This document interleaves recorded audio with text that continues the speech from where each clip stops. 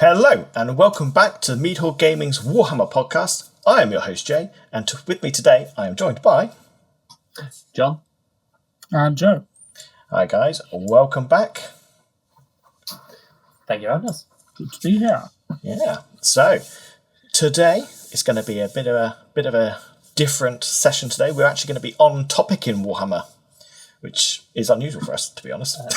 A timely conversation for us. Well, and obviously by the time this goes out, technically we're a week out of date, but it's fine. So we're talking about Warhammer 4th edition, right? 40k 4th edition, the new codexes. I mean, we could.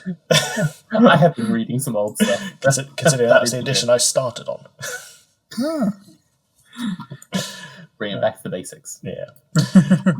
But no, we're moving on from the sort of campaign talk from last episode, in which we obviously discussed my sort of campaign idea, which was obviously the Total War system. Yeah. So hopefully anyone who's watching this has already seen it. If you haven't, go and watch it. It's quite fun. It's very good. And I'd love to try it out. So at some point I will write some formal rules for it. It's formal. It's got me looking back at Total War again, being like, I should really restart. Yeah, again. That happens to me a lot. So many campaigns. So many campaigns. But no, we're going to stay slightly on topic in the current realm as of the 9th of the 5th, 2025. That's when we record this, by the way, just in case anyone's confused. Very specific. So Nice. today we are diving into some big changes rumbling just beneath the surface of the new Warhammer year. A new edition of the Horus Heresy has been teased, and while details are scarce at the moment, it's already stirring up some major speculation, both in our team and in the wider community. But more importantly for us, what could it mean for Legions Imperialis? From missing models on the web store to the rippling effects of new plastic kits, we're exploring how this shared ecosystem between 28mm and 8mm could shape the future of epic scale wargaming. Will this be a golden age of heresy support for Legions? Or are we looking at something bigger? Maybe? Let's find out in today's episode. I believe they're very much going with it's just a rumor. They've not confirmed it yet. Yeah. No, but can I point out something that's very interesting? Mm-hmm. If I cast your mind back to the early days of Mead Gaming, we had a certain game show that was called Heresy or Hearsay. Oh my god! Games Workshop has done it again. Only this time it is online. I feel like we may not have much of a leg to stand on. I don't think we're the first people to make that joke, but Probably not, but it's funny. it would have been funnier if whoever was like the winner of those games was named Horus Heresy. That would have been perfect. So yes, I laughed when I saw that, and I was going to message you guys in the group chat about it, but I thought that'd be a funny moment to bring up in the podcast if you hadn't picked it up. It hadn't even fully clicked. That's the best bit. It was like, oh my god, yeah, of course. Yeah. So I'm just saying it now. We came up with it first. We probably didn't, but we did. So today we are going to be discussing the hearsay of heresy and what it could mean for what we're going to be doing in Epic. And it does also nicely link back to something that we mentioned on a previous episode of the podcast and one of the live streams as well, because we noticed a certain model was missing from the web store. We did. So we might potentially be retreading that territory. Ooh. But before that, it's time for a bit of Tankard Talk. And again, Tankard Talk is also going to be a little bit different to usual. So We've got a focused one. we've got a very focused one and a tangent. A planned tangent. Exciting. So without me messing around anymore, let's just head straight over, shall we? See you there. See you in a minute. See you there.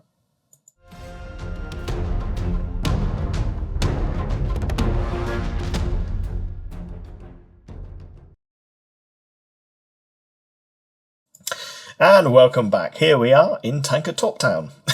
Hey. And Joe's got a tankard. Yeah, we've got a tankard this time. Nice. It's funny actually. I've got a goblet that's exactly the same as that. Hey. Exact same design. Yeah.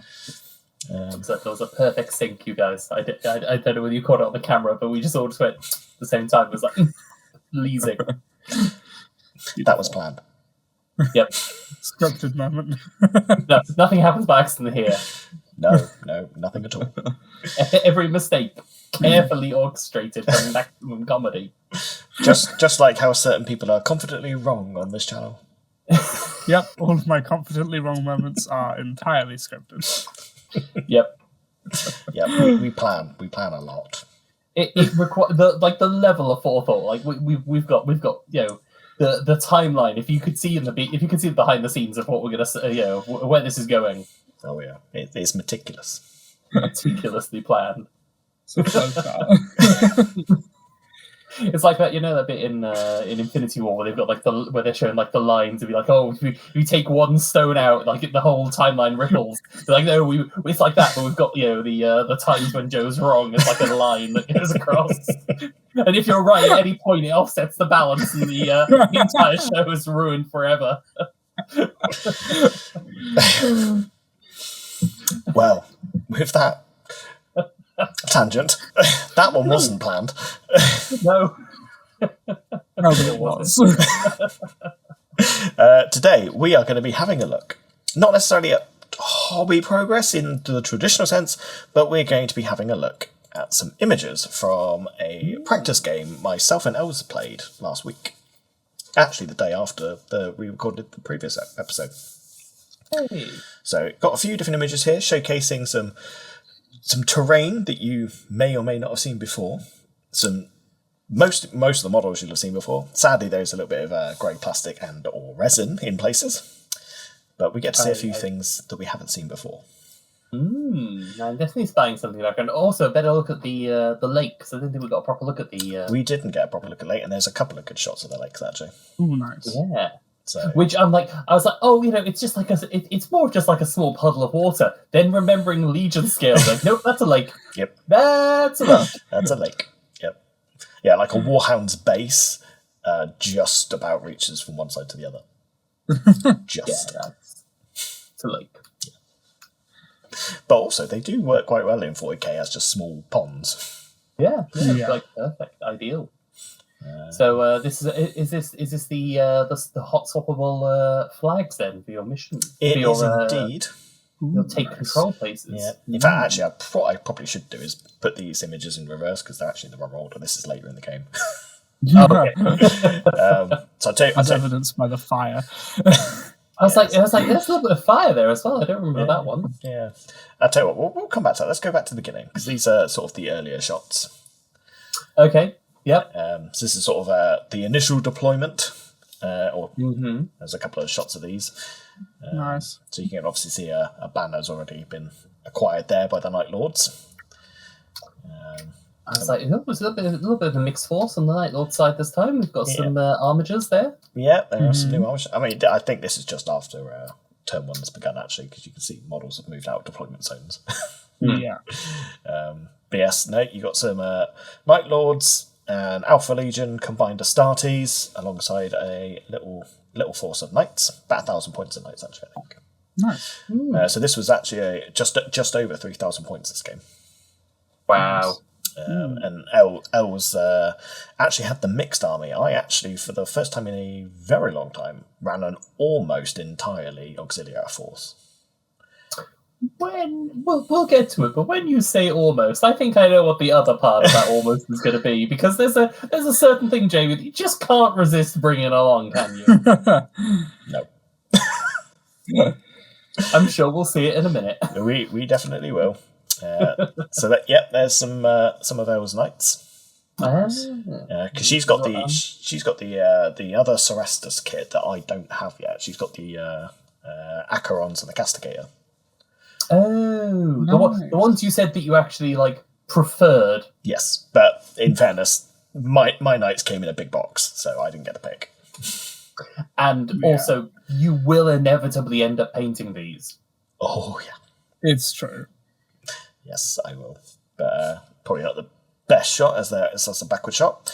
Get a nice glamour shot there of some Land Raiders. They do look good, though.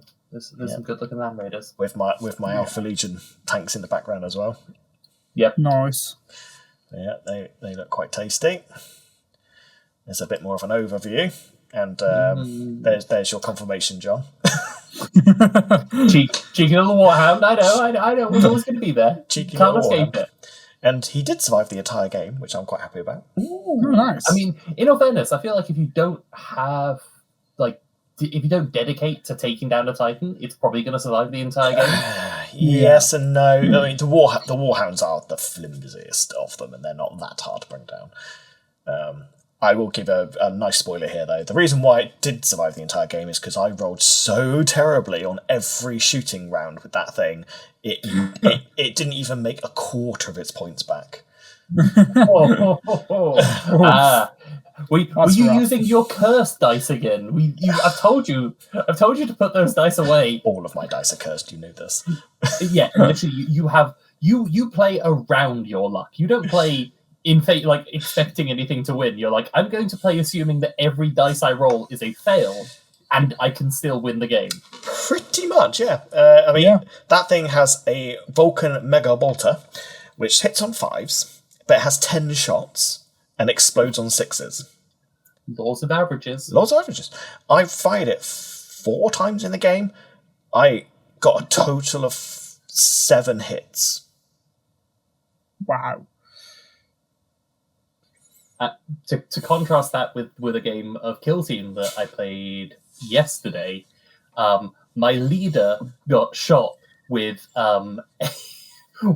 he had 1 health remaining and was shot, and the person rolled 2 crits and a hit. I rolled 2 critical saves and a regular save and just negated the damage. And the team that I'm playing as, if I survive, I can just heal 2d3 wounds because they're the goremongers, and they take blood and they just heal themselves. So I'm like, I just get to carry on then, don't I? Well, yeah, no. Of the I think 7 hits that thing actually achieved, it was also saved like half of them. Wow, That's rough. The only actual damage it done was the plasma blast gun, and that's only because it just managed to take out 2 Kratoses. Yeah, that's not great though. No. Like Yeah, you're kind of expecting some infantry to have been minced by this thing. Well, yeah, 2 bases. That's not the flex you think it is. Oh, trust me, I know it's not. But yes, I did, as you might be able to see in the background there as well, I had a huge amount of tanks. Yeah.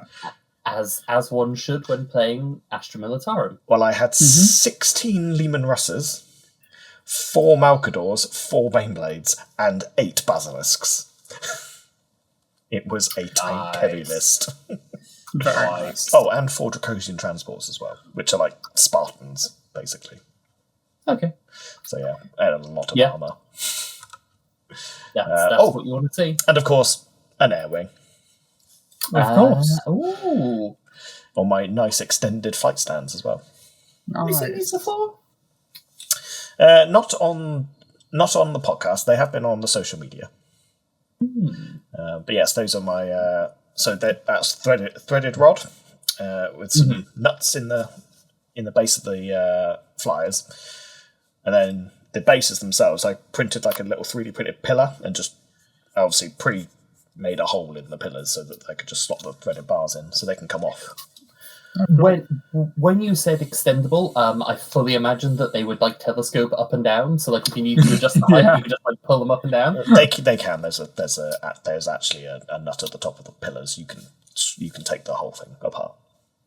Yeah, but what I meant was like like an antenna where you can like that. When you said extendable, that was what like I appreciate that they're more rigid. They're not telescopic, but They are extendable. Telescopic. That was the word I was thinking of. Which now I want to do my bikes with that, because they've got the hover rule where they can go up above and then come back down. Yeah, the skimmer rule does allow you to jump up, doesn't it? Yeah. Yeah. But these guys were my MVP, so the only thing in the entire game that killed anything. Nice. So you play flyers now. You already played flyers. Like I was satisfied that the one thing that did stuff was possibly my favourite thing in the game. Yeah. But I had 2 full units. The first unit got wiped out first turn. I was like, okay, cool, they're gone. But then the second unit killed an entire detachment every time it came in. Oh, beautiful. So those flyers paid for themselves. Probably the equivalent of what the Titan didn't. Yeah. So they were cool. I literally just piled them up near a unit, and they just deleted them. I think there was only one occasion where I had to use one of their secondary weapons as well. They normally would kill it with the first weapon, which was nice. Very nice. They are dangerous, but they are flimsy. If you fire at them, they drop. Yeah. Speaking of flyers for the Solar Auxiliary, I keep wanting to call them Imperial Guard, but Solar Auxiliary. Is there anything in the same vein as like the Fire Raptor, like the gunboat kind of vibe? No, they don't have gunboats, but they do have the Arva's Lighter, which is obviously a unarmed transport flyer. Okay. Right. Which I will say I have 16 of, and they are phenomenal. Oh, really? Yeah. They don't do nothing when it comes to shooting, obviously, because you've got no guns. You can technically charge with them, but they are cheap. So you just literally, as soon as you fly them on, you put them into march, so they double move, which is about 50 inches. So you just go, okay, I'm in your side of the table now. All my infantry drop out immediately. Now deal with that. They are fantastic. And then you can just fly them off and then bring them back on to help move the stuff around the board if you want, or put them in hover mode and use them as blockers. Just harass. They're just fun little units. I enjoy them. They're great. That's great fun. I have seen that you can also get the bombers though. Yeah, you can get the Marauders. Yeah. I feel like at some point we need some of those just to use bombing run. Yeah, I mean you can give the Avenger Strike Fighters their bombs as well. Oh, it is an option. Yeah. Well, yeah. So, but yes, so we got those. That's just another little overlay shot there. Nice. Just before the ones on the left got annihilated. There we go. That's just another little shot. So nice. Got some more bits and pieces. More of them trees coming in. Yeah. Got a nice overhead shot there. The Warhound bravely marching to do nothing. And what I like about this as well, you can see I've got the 2 banners there. Basically, in the first turn, I just took the 2/3 of the board straight away because I just marched everything up. Just put everything in the middle and be like, "Yep, so come and take it." Banner, banner, banner, banner. It was quite fun. Nice. Yes, and that's the. You can see my Bane Blades in the background there as well. So what's the little fire markers for? Well, they're a set. I've actually got 3, technically 4 items like this, which I'm dubbing my battlefield effects markers. So I have a set of explosion markers. So when units die, like a big unit dies, or a few vehicles die in one go, I put these little explosion markers down. And then in a subsequent turn, I swap them out for the fire, so just kind of show like an ongoing battlefield. Yeah. And then I also have some little smoke markers as well for if another turn goes on, swap the fire out for just smoke, so it's dying out. Yeah, makes sense. So just gives it a nice little cinematic look, really. Yeah, adds a bit of depth to it. It does indeed. And of course, is now going in full drop pod assault mode. I was like, I did see the drop pods. I'm like, that's a lot of drop pods. Yeah, so 8 dreadnought drop pods and bat equivalent for infantry as well. So How? that was messy. I like the line at the back there of just a bunch of dreadnoughts popping out. It does look epic, and I have to say I need to hurry up and paint those because they can look so much better. They do look cool though. They like as an idea. Although I'm almost like I know I appreciate that you don't have them, but I am like they would be cooler if those were Leviathans though. Talk to elves, that's her army. I'm just like Leviathans though. Talk to elves. Don't talk to me. Bigger is better. I'm not going to comment on that statement.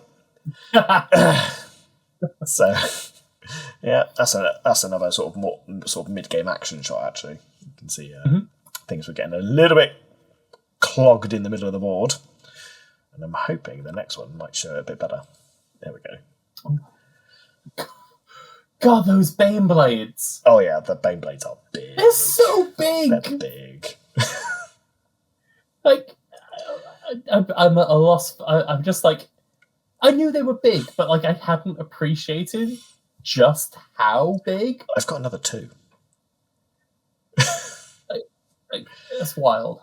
Now, one thing I will say is, have you seen the 28mm version?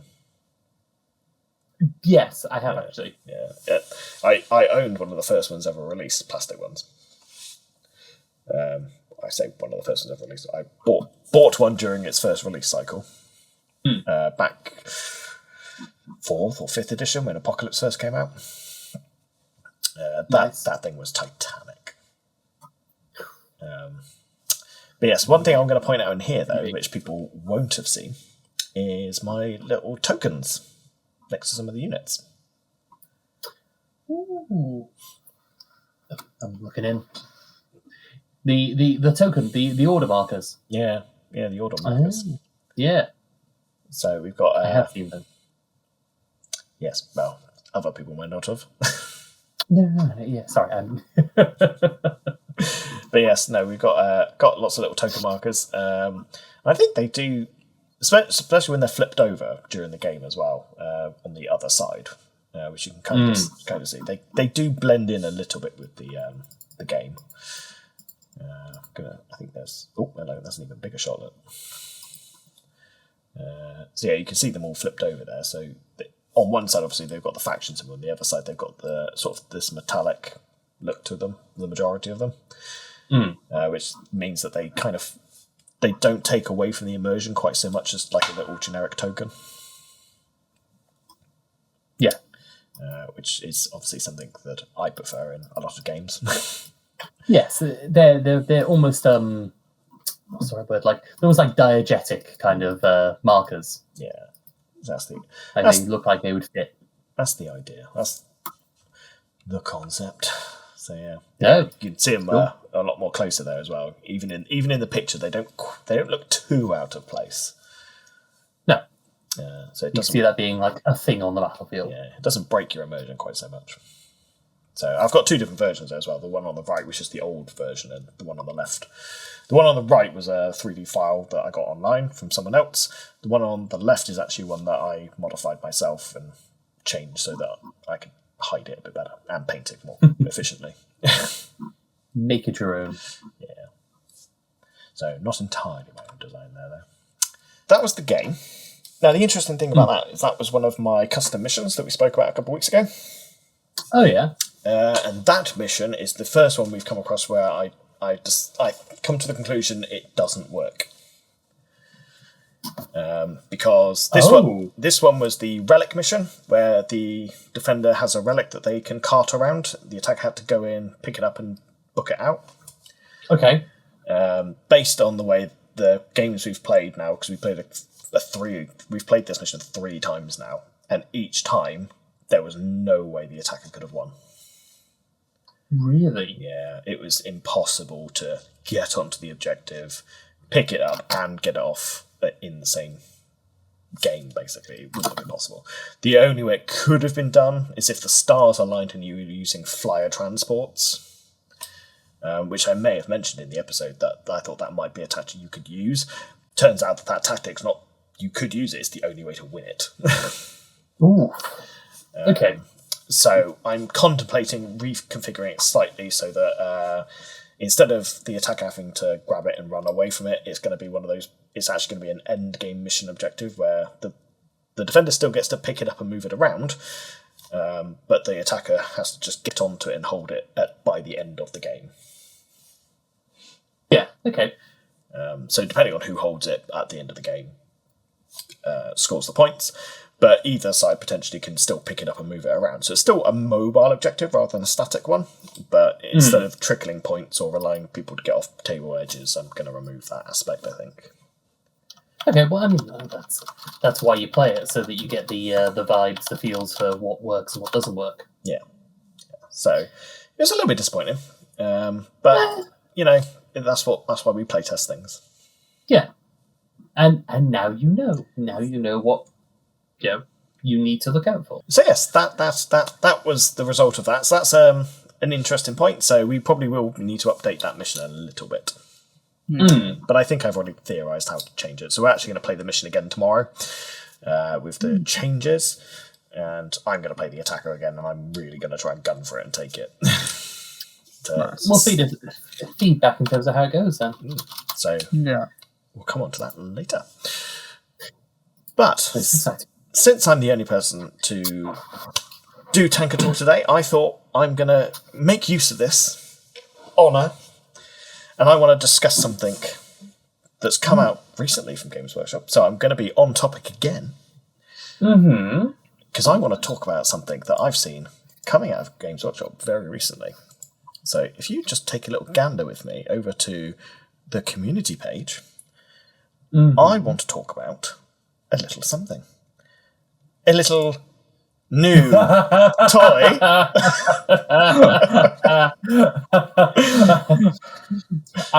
I was like, should I send this? I'm like, no. He's already seen it, and he's definitely going to want to talk about it on here. So please, Jamie, the floor is yours. We'll prepare the mop for all the gushing you're about to do on this new thing. I mean, as it's become apparent now, I have become a massive fan of big zombie robots, and I saw this thing, I fell in love immediately. It just looks so cool. The helmet, it's got like that Hellenic Spartan Athenian style helmet, which I just love. Nice new guns as well. I mean, the plasma's pretty standard, I think, but that's a conversion weapon, which is quite new for 40k. Not new for 30k, obviously. The shield generator, cool. We got a knight that can act as a shield generator. Can't argue with that. But obviously, what I want to see is a tiny version. And I'm saying now, if Games Workshop doesn't do it, I will. If you look at the description, and this is taken directly from the article you're looking at, the first line underneath it is a walking reliquary of ancient technology. If that doesn't mean it's going to be playable in Legions, or sorry, in Horus Heresy era, I don't know. I don't know what to say. Yes, it definitely should be. It absolutely should be, and whether it is or not, I will be bringing it to Legions because that will be a very easy conversion to do.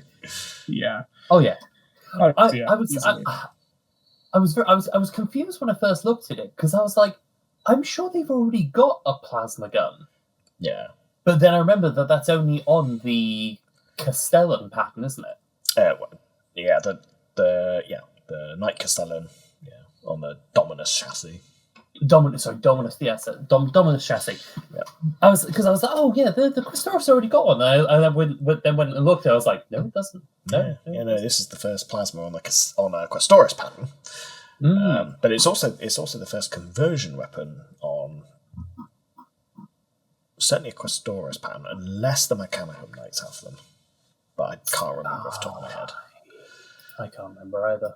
I think there is a conversion weapon on the Serestus and the Acastus variants. Definitely on the Acastus variant.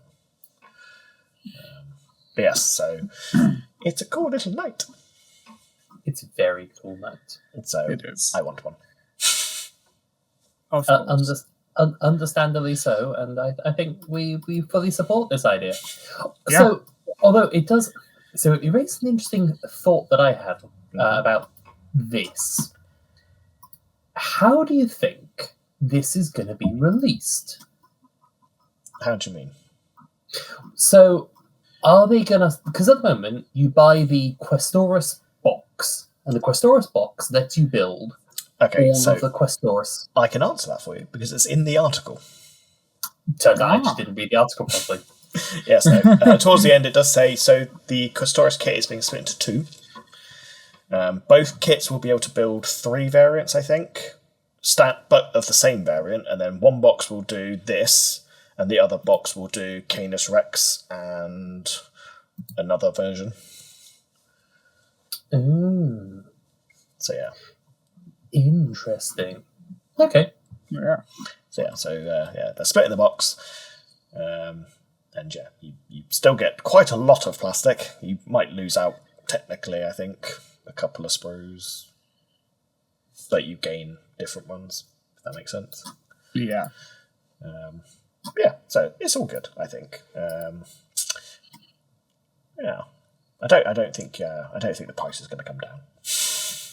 No, I think it also makes sense if they're doing. I've also just had a read, and yeah, I can see that they're doing it that way. It makes sense in terms of splitting the box up that way. Then because you can't really split apart the Questoris chassis. No, not realistically. Because it was the Questoris body that came out. Then they did the upgrade, which let you do Canis Rex and the Knight Perceptor, which is just a non-character version of Canis Rex. Mm-hmm. So it makes sense that then this one would be, here's your box that also lets you do that. I do feel a little bit sorry for anybody who goes into the GW store and is like, I'd like to buy Knights, and be like, so I'm gonna need to explain this. This is a box that requires explanation. You can buy this box and you can build these ones, or you can buy this box and you can build these ones, but you can also build all of the other ones that are also inside of these boxes. Yeah. But then, let's be fair, is that any more complicated than saying, in order to build a list, you need this, this, and this, and that might work. Yeah. Whereas at least with this, nothing will be more complicated than the Baneblade box. Nothing will be more complicated than the Baneblade box. I feel like the Baneblade box needs like a flow chart. Like, what do you want to build? Right. Okay. Follow the flow chart. Get this one. The Baneblade is the Ultramarines tank because they just have spreadsheets about what armament to put on. So, this is what Imperial Knights are getting. It is. What do we think Chaos Knights are getting? It's a good question, and I have no idea. Yeah. Because we had that rumor mill that came out relatively recently, which showed like a little missile pod in like on the armor where they've got like the little like curvy bit where the gun sits. Oh yeah. Mm-hmm. Oh yeah. Which looked very. My God. No, you go on. While you speak, I'm just going to quickly go and try and find something. My money, or my hope for it would be that they do a chaos version of the Dominus pattern, because at the moment that's exactly what I'm trying to look. And you just get the Dominus. It's the same Dominus, you just paint it differently. Whereas like an upgrade through for that makes it chaos. I mean, this is what they're selling. The Knight Tyrant. But I don't think it's any different. Yeah, I mean that does all look like paintwork. Is that head the standard head? Yeah, I think Could so. be. Yeah. But the only issue with that's the idea. The only issue there you go. Look, that's an Imperium transfer sheet. I think that gives it away, doesn't it? Yeah, it really does. And there you go. It's the same box. Yes, no, I think you're probably right. That's where I was going as well. Yeah, it could very much be the their version of the Dominus, so an actual Tyrant kit. Although if it is, why is that still here? Unless they're not releasing it for a while? Maybe they're not releasing it for a while. Also, is this one of the quickest turnarounds from a rumour engine, going back to the night that has actually been announced, is this the quickest turnaround from a rumour engine to an actual model? Quite possibly. I think quick. it's right. Because the rumour engine was 22nd of April, and the actual model was announced Just last week, wasn't it? on the 5th of May. That is Yeah. very quick. That Yeah. is. I don't know whether that is officially the quickest, but it certainly could be. It feels fast. Very fast. Because they usually give you enough time to completely forget about the rumour mill. So I've just to save you looking around, Jamie. If you click on the link I just sent across. So this is the thing that makes me think it's going to be, or the thing that I've looked at for being like, it looks like it would probably be chaos. Like that looks chaosy. It's got the spikes. Yeah, that definitely. But that does. also, And it does, as you say, fit into that armor slot. Though, but it doesn't fit into the armor. I was going to say it doesn't fit into the armor slot of that one. I don't think. No, it doesn't. That would It imply looks more like if it's in the. Questoris. Hang on. Didn't Chaos Knights have a Questoris kit? Yes, they do. What? What? There's no Questoris pattern kit on the Chaos Knights page. Ah. What? I just think we figured it out, guys. Where's the quest at what? The Questoris kit's gone. But they've got their own, because they had their own version of Questoris already. It's gone. It's not here. I have maybe. Which I think it makes sense, but also I think we just found it. Yeah. Apparently we did. I think we just accidentally found it. Yeah. It seems weird. I guess, yeah. So, It seems yeah, weird that they just be like, "Yoink, we're just going to hide that away." That's what they do. I was going to say, because they've done it for the Imperial Knights one as well. That kit's no longer. I was going to say, you literally can't buy the Questoris. No, you can't. But anyway, yes, that's me gushing about the potential new knight. Or, wow, the knight that I know is coming. We've just had a little chat about a potential new knight, and we may have just figured out what the Chaos Knights are getting. Mm-hmm. I still wish they get like an upgrade to the Dominus, though. I mean, they probably do deserve their own dedicated kit for that, but it's on the web store still, so I'm doubting it. This does lead us very nicely into the main topic of today. Yes. So I think we should probably Indeed. mosey on over to the main discussion. Head on over. See you in just a moment. See you there. See you there.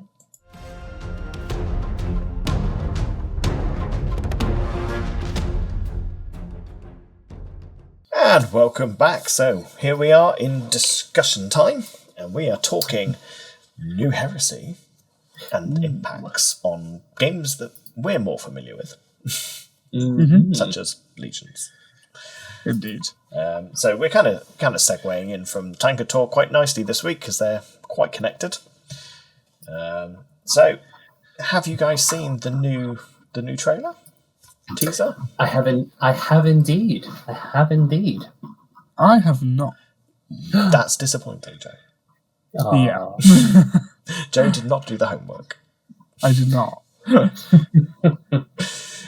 In fairness, you're not really missing out on much. It was a little bit of a funny little sketch where a couple of GW employees are at their computers, and they have the funny bit that also does the whole heresy hearsay thing, which I'm still committed to saying is ours.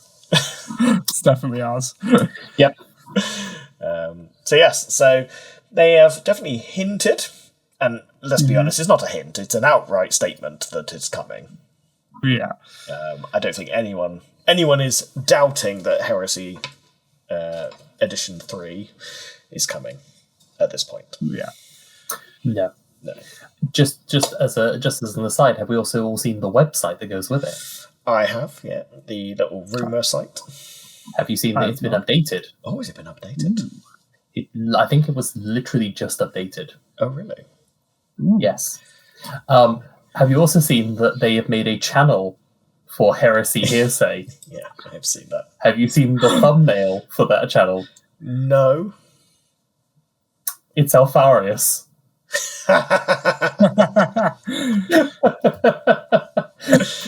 Oh, channel after my own heart. It is literally, it's Alfarius.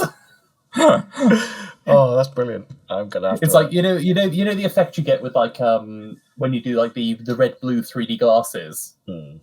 It's like that. So it's like if you have the like a slightly like offset Alfarius. Wow. That's very cool. I like it. Amazing. Yeah. I'm enjoying this level of humor. Like it's a good level of humor. Yeah. Oh dear. All right, let's go back over to the display camera. Right, see this here? This is copyright at the top there. we have a leg to stand on. We have recorded evidence of when we released our version. It's fine. Yep, we do. It's all documented. So what have we got then? Oh, tactical pouch.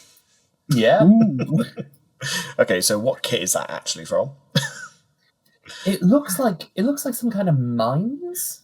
It could be. Yeah. Because I saw someone did a video on it. Honestly, I'm sorry, I don't know who it was. It might have been Oz Best Tactics that pointed out that one of the sprues that they released was actually from the Emperor's Children kit. See, I'm looking at that. I'm thinking of the what's it called? There's that Horus Heresy unit that you can use, which is like the Desolation Squad or something like that, which has like access to like rad mines and stuff like that, and that is a like a resin only kit, so that could be one. Well, that's interesting. That looks like an objective marker. Yes, almost definitely. Oh yeah, this one here, this green one. Apparently, that's actually that's the Emperor's Children kit. Ah. Oh. And the theory is that they've photoshopped it green to make it less obvious.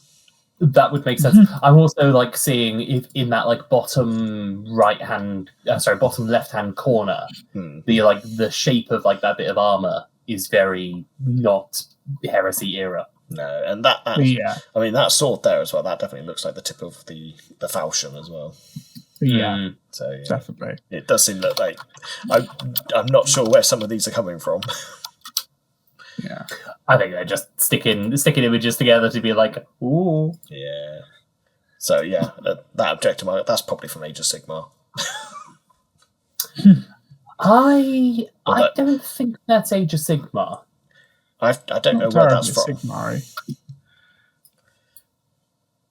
But I have no idea where it's from. I would enjoy that if all of these are actually none of these are actual pictures of things that are related to. I wouldn't be surprised if these are all just other kits. Yeah, actually, that would be hilarious. Do you know what? That image there, does that not look like that's 3D printed to you? I think I can see layer lines in it. There are lines. I don't know whether it's necessarily 3D printed because the lines aren't consistent enough in the same direction. No, maybe not. It does look interesting. I know there have been there's plenty of 3D prints that have been done. Because there was famously the first time they showed off the lion model, that was 3D printed because you could tell because the gold clearly had all the layer lines visible. Yeah, I know there's been a few. I know one of the Night kits showed that off in one of them as well. Which means there exists the holy grail of the file. I don't know. That just looks very rough to me for GW plastic. Like you can see these are pristine. It could be very close. That could be a very, very close picture. Yeah. how close. Or it could be an older model, like Maybe. something that Maybe. where the injection molding isn't as good as it used to be. Yeah. Or it could be prototype. Or a failed stuff. part, I suppose. Yeah. It's interesting. Yeah. Okay, cool. So we have the new site, Yes. the speculation site, which you cannot trust, although it probably has some hints in there somewhere, which we will speculate on. Yep.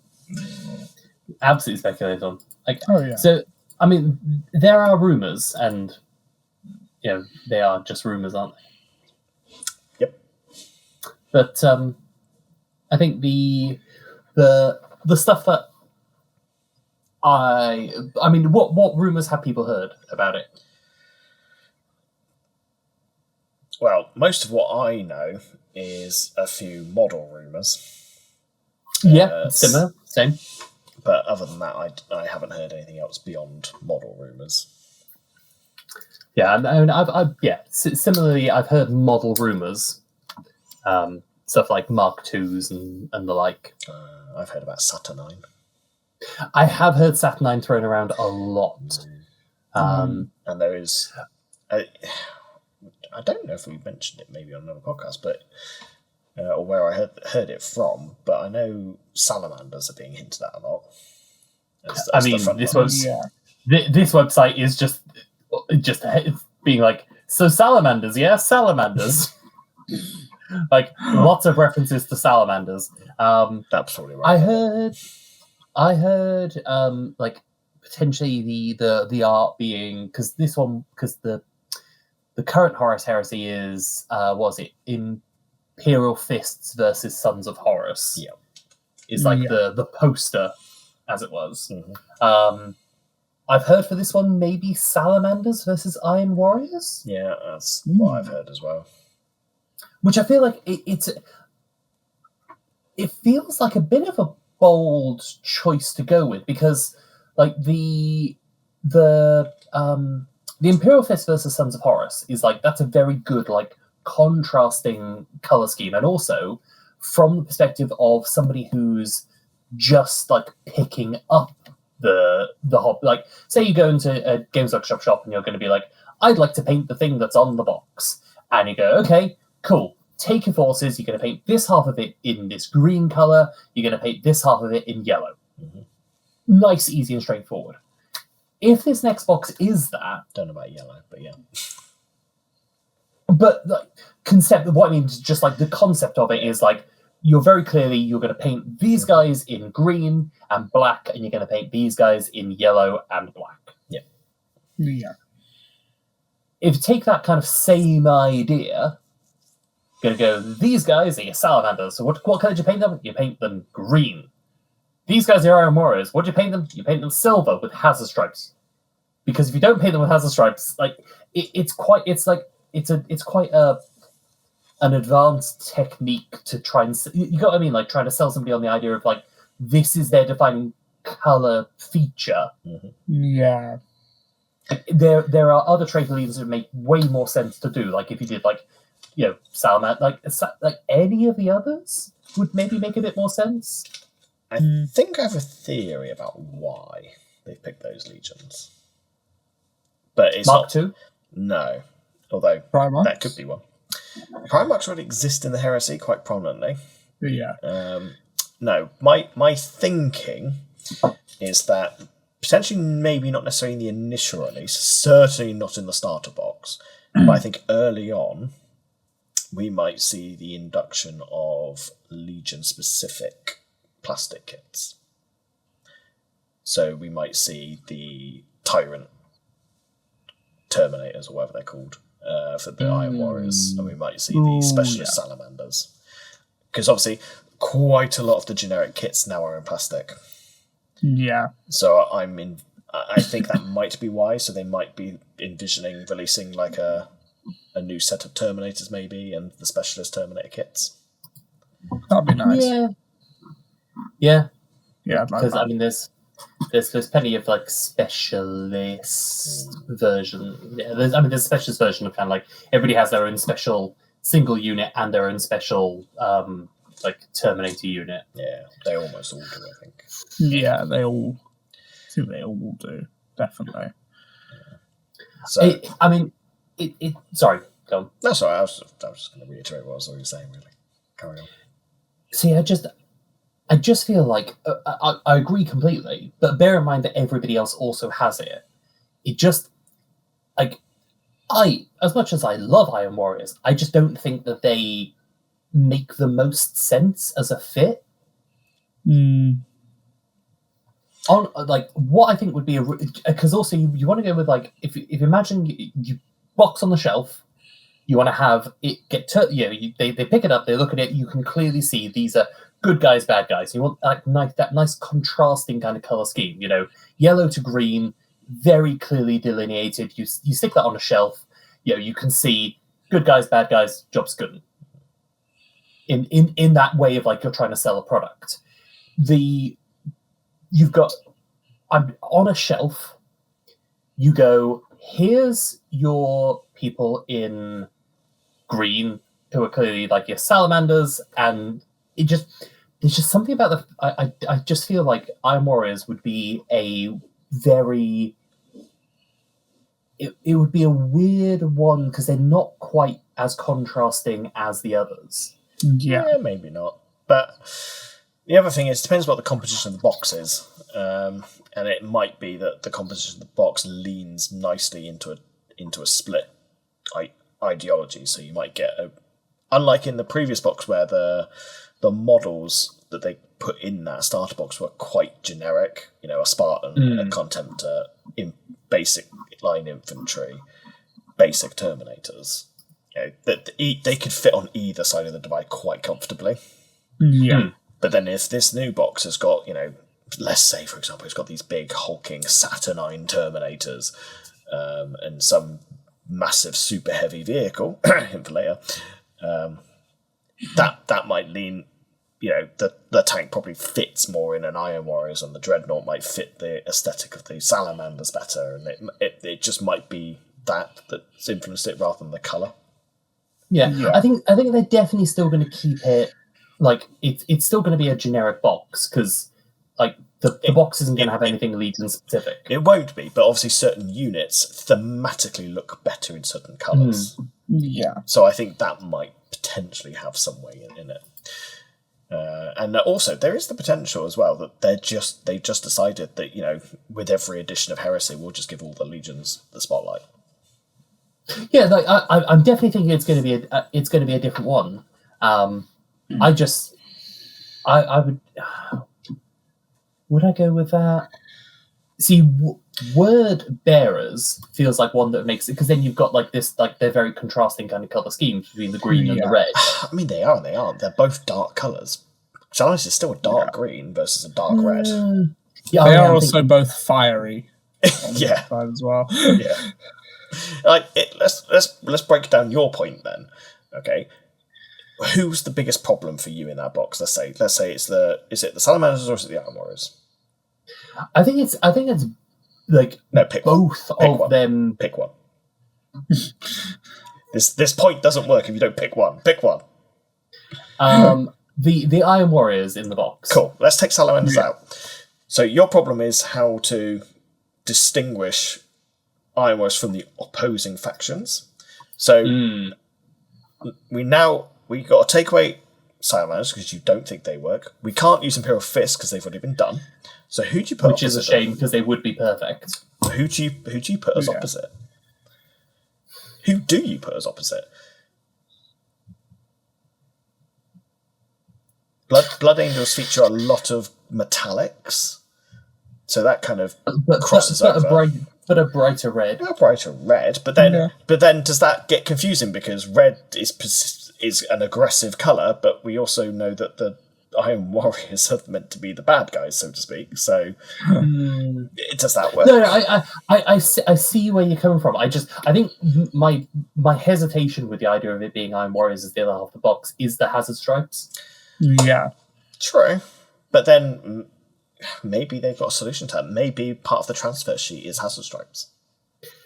they're bringing out a new brush, and it's like got like little cuts in it. So it's like, honestly, they bring that out. The hazard brush. They bring that out instantly. Everybody buy every single Iron Warriors player. It's like no, not just Iron Warriors players. Everyone who ever might need to paint a hazard stripe. It's not like those brushes, because you can get those brushes which do have like little cuts in them. What it is it's like it's a brush that then comes out and it's lots of like separate brushes, like brush ends to it. So you can just do like one stroke. You dip it in and then one stroke solution to every Iron Warriors player. Oh my god, yes. GW. You can have that one for free. I won't even ask for money on that one. But yeah, I mean, they may have come up. Out. They may have come up with a solution. Like it could be as simple as just a transfer sheet with decals on it, designed to fit the majority of components on, say, vehicles or models. Or they get rid of the hazard stripes on Iron Warriors. I don't think that's riots in the street. Yes, because then all you've basically got is grey Space Marines. Because that is their defining characteristic. They changed like the whole colour scheme of them. Oh yeah. They're bright pink now. They're Emperor's children. Yeah. They're Emperor's children's cousins. They still maintain the unless they go rainbow. Imperial Fists are yellow with black. Now Iron Warriors are black with yellow. Oh no! Now you said that though, I can believe it.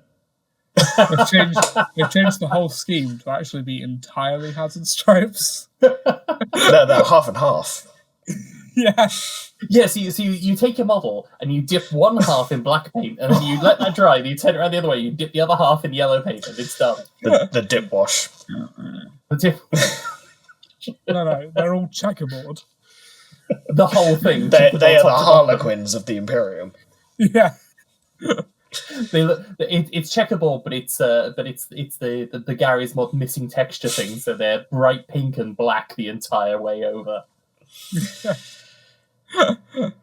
Okay. We know it's salamanders. We don't know what the other half of the box is going to be. No. Yeah.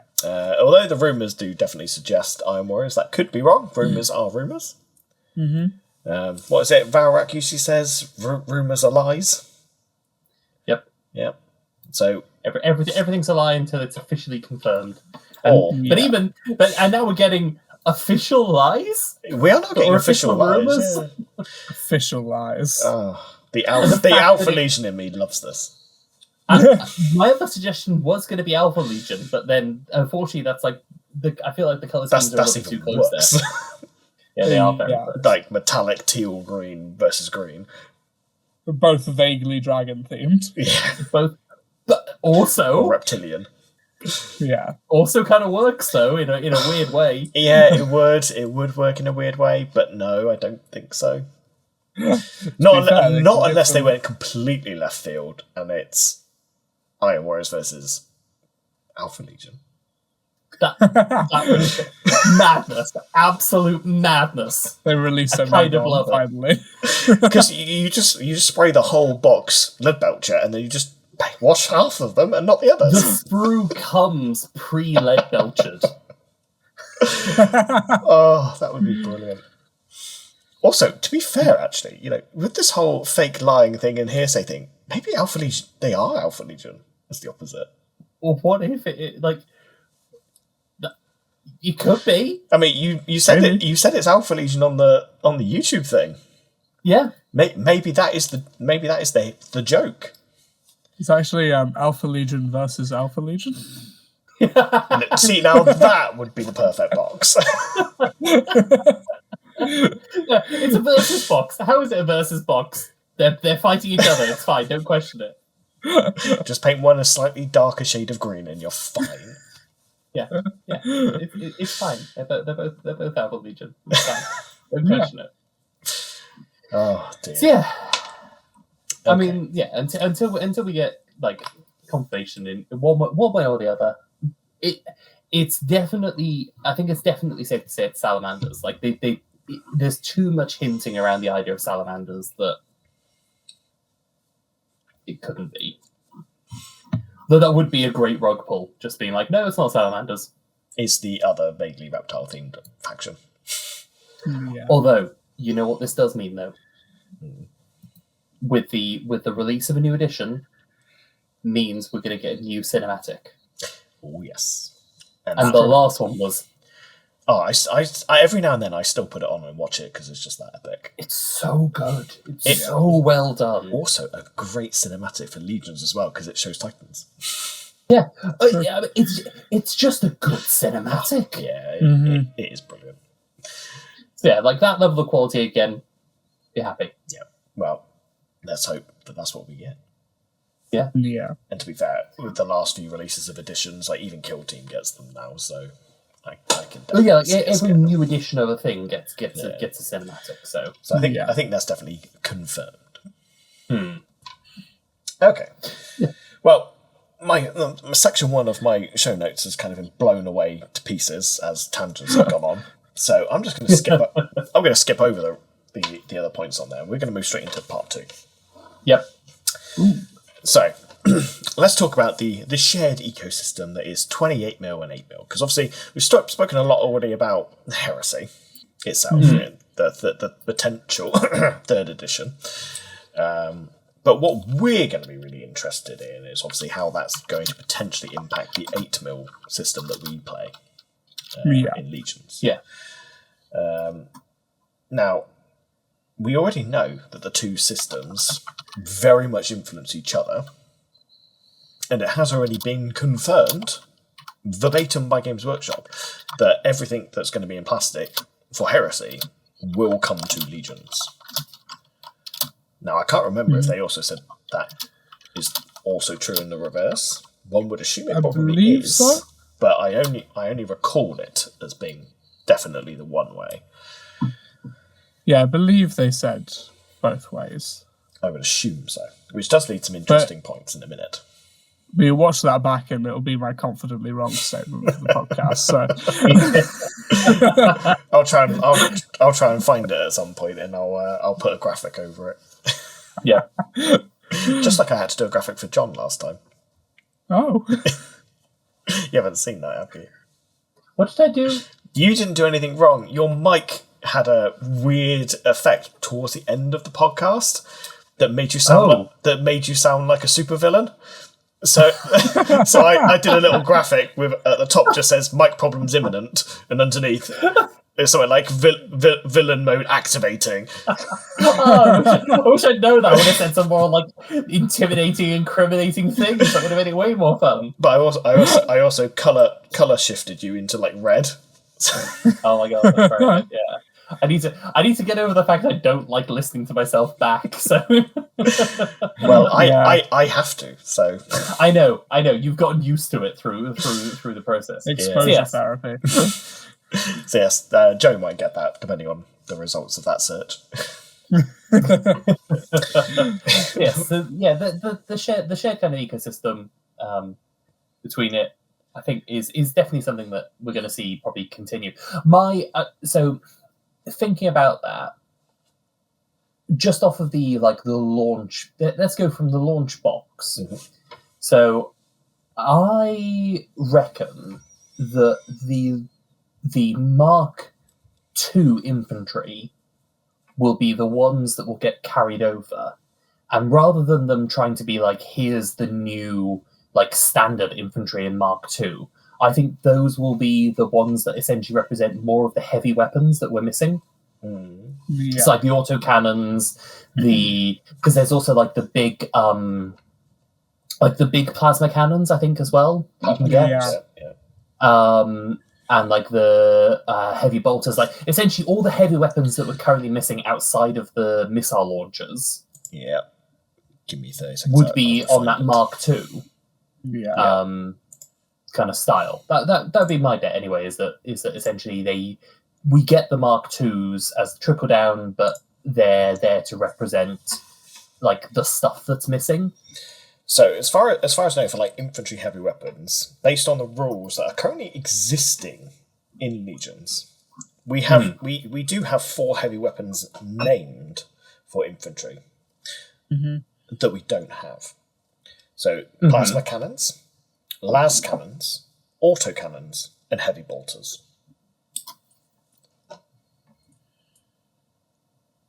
Those are the 4, as currently written in rules, infantry heavy weapons, we know technically have rules, kind of. Yeah. And if anyone's wondering where that list comes from, it's from the Imperial Fist special rules for their faction, basically. Yeah. So, if it just because I'm thinking of like what would that box look like so at the moment your infantry box is HQ. Yep. Foot soldiers, tactical squad. Tacticals, yeah. Plasma. Rocket. Missiles. Assault. And I wasn't counting dreadnoughts. still and. Oh. HQ. Tactical, assault, rocket, plasma. In terms of infantry, There's only one other class of infantry you're missing. I've built all the infantry. I should know what the other type of infantry is. Have I built all the infantry? Joe, do you know? I've got no idea. Mine's entirely blank. There's like the support turrets, but I didn't think those were it. Guys, I'm just going to. I'm going to kick myself when I find out, but I'm Yeah. You are going to kick yourself. Terminators. Okay, I was going with like non-heavy armor. Infantry. Yeah. Okay. Yeah. Sorry. I like. But the Mark, they were done in. They were done in the Mark Terminate 6. qualification is going to be really important for you for your point. I was going to say like those are the ones that were done in Mark 6 armor. Right. Mm-hmm. Yeah. Yeah. So if we go with they're going to do Mark 2, there are 4 weapons that are missing. You do a box that contains those 4 missing weapons. Okay. Yeah. So then your lighter stuff is purely in Mark 6 and your heavy stuff is in Mark 2. Yeah. And in that box is then, if the rumours of a new pattern of Terminator armour, that's what goes along with it. Mm-hmm. Mm-hmm. And it becomes a new, like, a Astartes heavy support box or something like that. Yeah. So you can also worth pointing out, because you decided not to include the dreadnoughts. Actually, I think the dreadnoughts might be important because one of the rumours is Saturnine dreadnoughts. Yeah. So that could also feature. Yeah, like it's essentially almost like a mirror of like what the new box might be. The only issue is I think that's a lot of heavy weapons in a box. Yeah.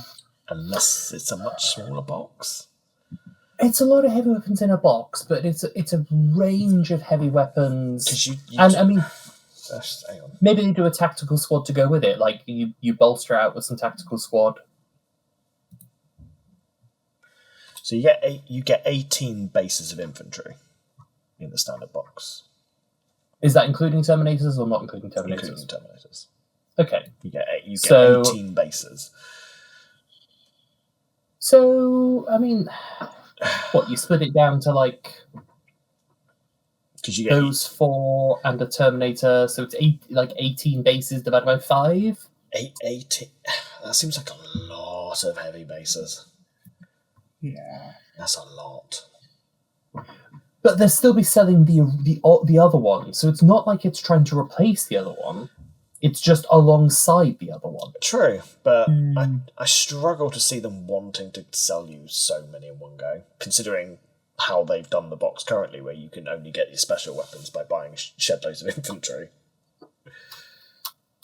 Yeah. It doesn't feel like it matches their sprue plans. I feel like it's got to have a basic infantry in it.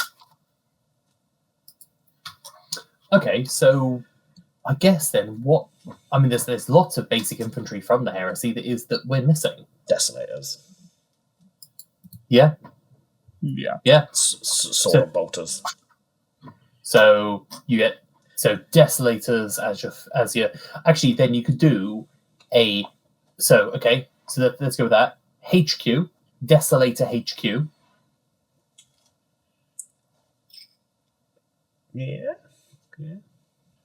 Desolators, Unless and then unless they give us a Terminator command. or a Terminator commander. There you go. That makes more sense, actually. I think that would be better. Yeah. So Terminator HQ in either Cataphracti or Saturnine. If Saturnine is going to be the one, it'd be Saturnine, I guess. Possibly. It makes sense, wouldn't it? Yeah. If that is true, and that is the thing. Yeah. Yeah. It's an interesting one. I'm curious how that might turn out. They definitely go with like something. I can picture a new infantry box coming out of it. Yeah. I mean, based on the rumours that we've discussed, it would make sense that would translate to a new infantry box. Yeah. Because obviously there will be a new HQ of some description in the Heresy box, because there will be. It's just standard fare. So it'd be interesting to see what infantry, because we've already had Praetors in standard tactical gear. Yeah. Unless obviously they... Yeah, no, it would make sense if they were either Mark II or Terminators. What, Terminator heavy box? Sorry, in the as the HQ, yeah. And it wouldn't make sense to do kind of like, as I was saying, it's like it wouldn't make sense actually to do a HQ, like another HQ that is just foot soldiers, because actually you could stick that HQ onto your let's say that it is Desolators as your other one. You could stick a HQ on that. Yeah, you could. So I think that's probably more where it's going to lean to. I'd be intrigued though if they did. So just going back to the actual idea, if they do Saturnine, I'd be intrigued to see what scale they do them at. The reason I say that, when you say scale, we've got to be careful here. in terms of whether they will make them the same size as Indomitus is now, or keep them in with the Cataphracti. Because I didn't realise that the Cataphracti that came in that Age of Darkness box is an old kit. I had assumed that everything in that Age of Darkness box was new, but that Cataphracti is old, because I was looking at Cataphracti for 28mm scale and was like, I can use these as Indomitus, they must be the same. And then like got a picture of them next to each other, and like a Cataphracti barely scratches, like barely gets to the same level as a standard Marine. No, I think if they obviously do a new one, it will be true scaled. I don't think there's any doubt there, really. I really hope they do that for Cataphracti, because I would hope so, that they would get the update. Yeah, it'd be nice. But I don't think that'll be part of the initial wave, I don't think. No. Not if the rumours are true about Saturnine Terminators being a thing. If they're not, though, then yes, I could potentially see new Tartarus or new Cataphracti coming out. I imagine if it isn't Saturnine, it would probably be Tartarus, because like the last box was Cataphracti. Yeah, it would make more sense to have the other variant. But yes, I could see that. So I mean, that kind of nicely answers sort of my opening gambit to this section, really, which would be what kits we think are going to come out basically immediately after the release of Heresy 3. So your prediction, obviously, is straight away new infantry box. Yeah. Oh, almost definitely. I think if they did do a new infantry, with that new infantry box, like leaning into the idea of like a heavier support kind of thing, those like the Saturnine, basically there should be some kind of diversity in terms of the Terminators you can take. Because at the moment you just take Terminators and there's no variety in how they function. Nope. Yeah. Whereas something like a heavy weapons Terminator option would be ideal.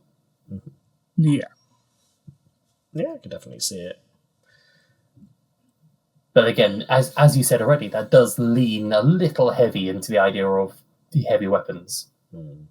But I suppose if you haven't got that many Terminators in the box, you could almost like split it in the same way of the Terminators are in there. Those, if it's Saturnine or whatever it ends up being, are your heavy weapons options. Yeah. I mean, I would envision it being basically almost a carbon copy of the way it's currently done. You'd get your 8 bases of basic troops, you get your 2 commanders, and then you just get 2 of each of the specialist heavies, which includes obviously a set of Terminators. And then in order to make a large army, you have to buy many boxes of infantry. Yeah. Yeah. That's how I would imagine it will go. Yeah. Okay. So with if like infantry there, in that box as well, hypothetically, there is going to be dreadnoughts. Almost definitely. Let's say, assuming it's a mirror. So, what would be the role that the new dreadnoughts would have? Well, that depends on, obviously if we're assuming that this mythical Saturnine dreadnought, I don't know anything about them, to be perfectly honest. They're probably one of the few things I don't know a lot about. I don't think they even actually exist. Well, they've never existed as models, to my knowledge. No. But they obviously exist in terms of lore. But I don't understand. I don't really know. They might. Are they the mythical suit of armor that has only ever been mentioned briefly at some point, but never had any more details applied? So the Saturnine Terminator armor has existed. It's like it's the one with the giant kind of shoulders coming up over the top. Oh, the ridiculous shoulder one. The one that looks like the things from Fifth Element. You say that not all the shoulder pads are ridiculous. Yeah, but these are something else. Because they're essentially aping on the original Terminator. So, I've just hold on. I think I know what it's going to look like then. Oh, this. Hold on. Can I find the picture? Please hold whilst I wait to find.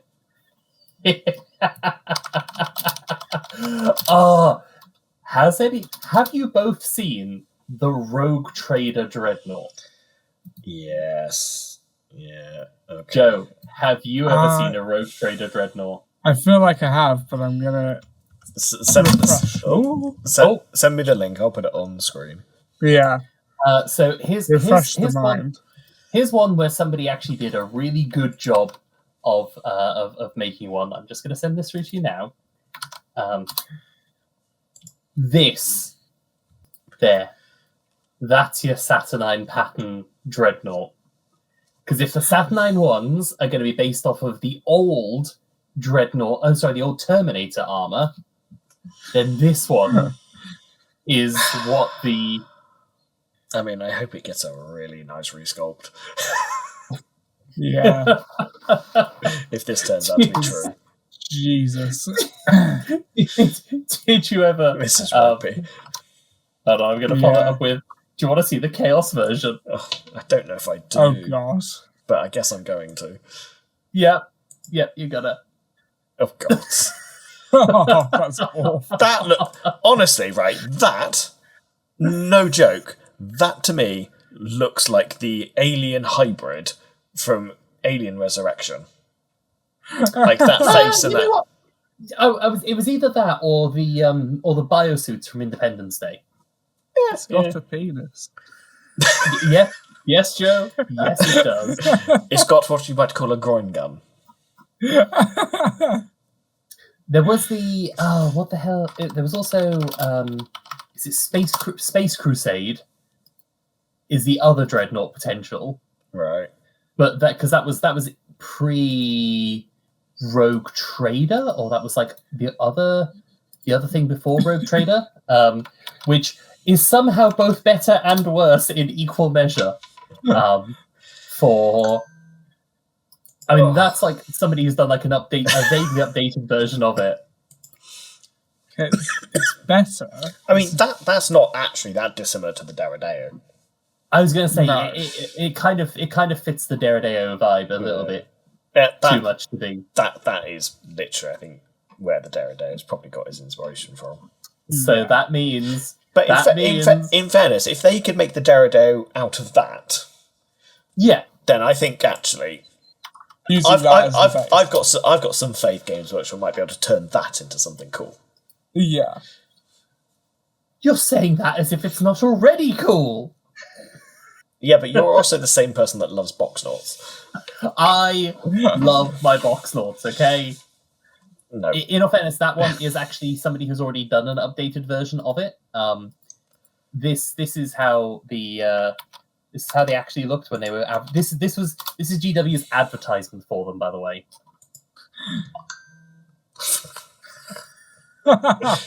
Oh, it just gets worse. Also, £3.50 each.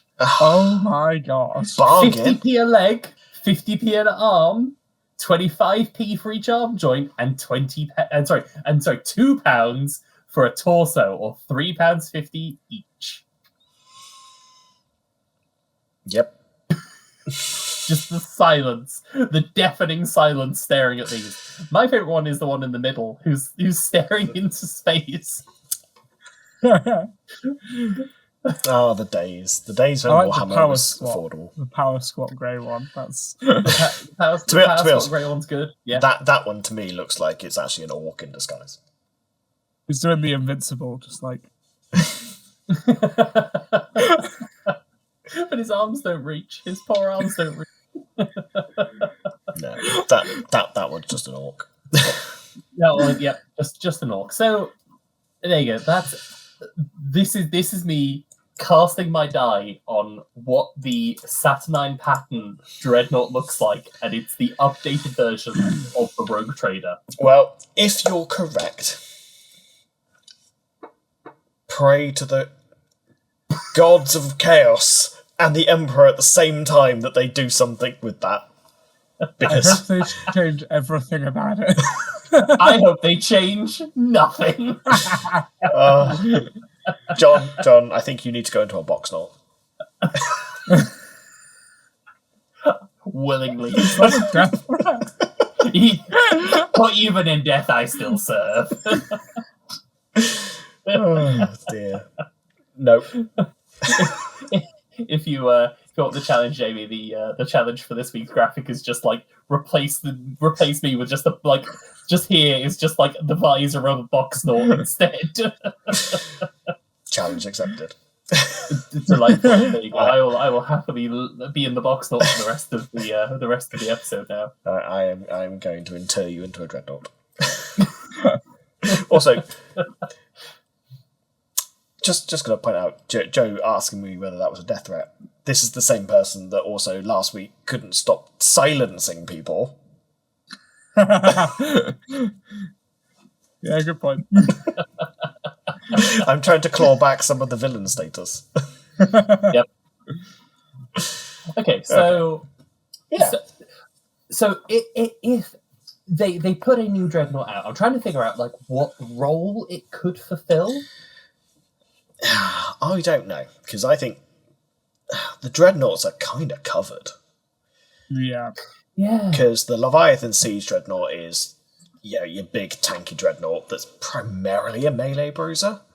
Mm-hmm. You've already got the Deredeo, which is the, big gun Dreadnought.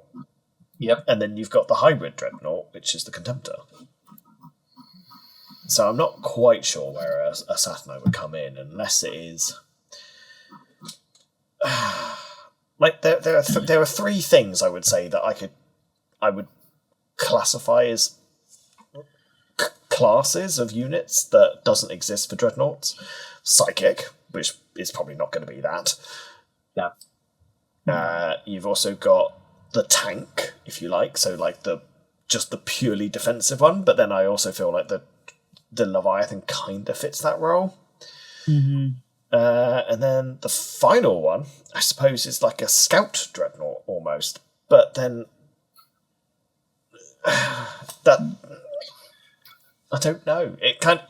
The idea of a scout dreadnought. But the Saturn 9 Terminators are the bricks, but then for the equivalent dreadnought to be the scout sounds a bit odd. They're the fast attack dreadnought, and because of the shape, they roll up like the droidicas from Star Wars, and they roll across the field. Unless it's a jump dreadnought. Just a really big... We're getting into orc territory now. I'm worried that we just got a really big rocket on its back. At least one Primarch had a dreadnought-sized jump pack. Corvus Corax. Yeah. It's not impossible.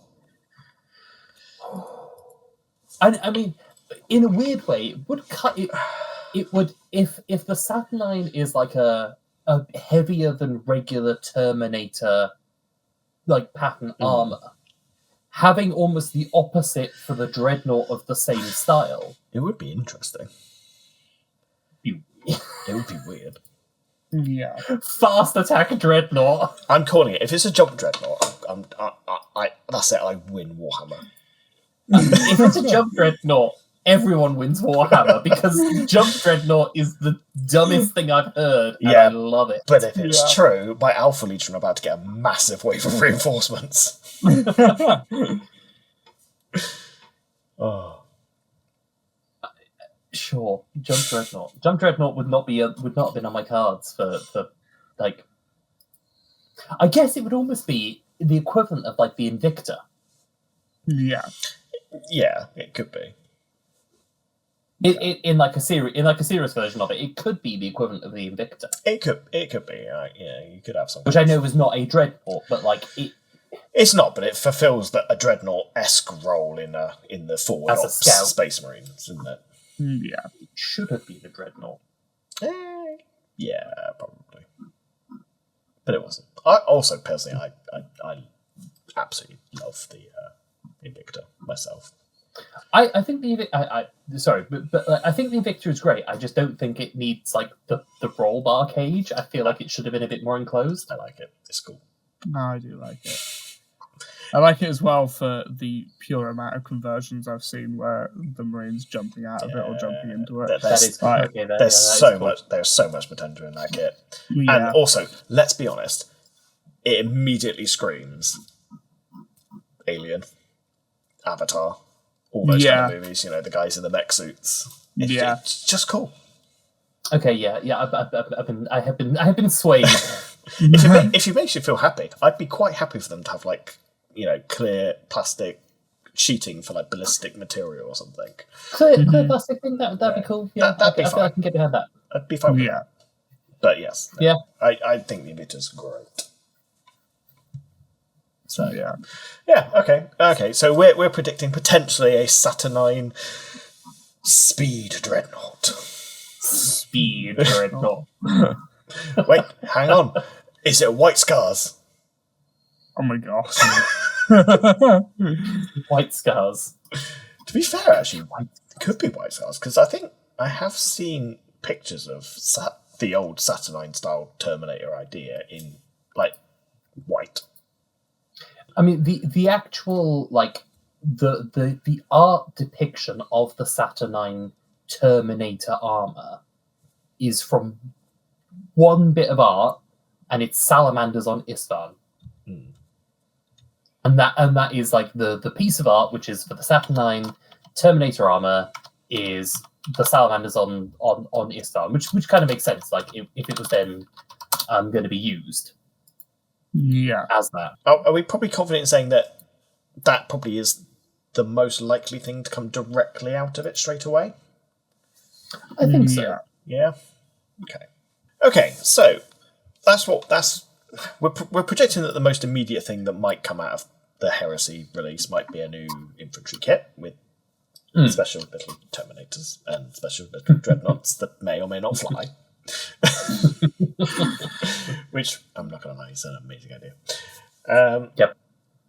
But let's think about going further in now, because obviously the initial release of a new edition is normally the initial release, but subsequent to that, there is normally quite a few releases for the next couple of months. So, because if I recall correctly, after 2.0 came out, we got like Sakarans and Land Raiders and a few more Dreadnoughts and the Deimios Rhinos, the Predators, all came out. Yeah. And I would imagine there's probably going to be a sweeping increase in new models for Heresy as well. Yeah. Yeah, to go along with the new edition. Yeah. It might not be quite as big, because obviously Heresy 2.0, whatever you want to call it, was quite a big jump, because they'd gone from an entirely resin range to almost entirely plastic. So it might not be quite as grand this time round, I would predict, especially as obviously a lot of those kits are now in plastic. So I think we're not going to see quite as many, but I think we might potentially see some more impressive ones. Potentially. Yeah.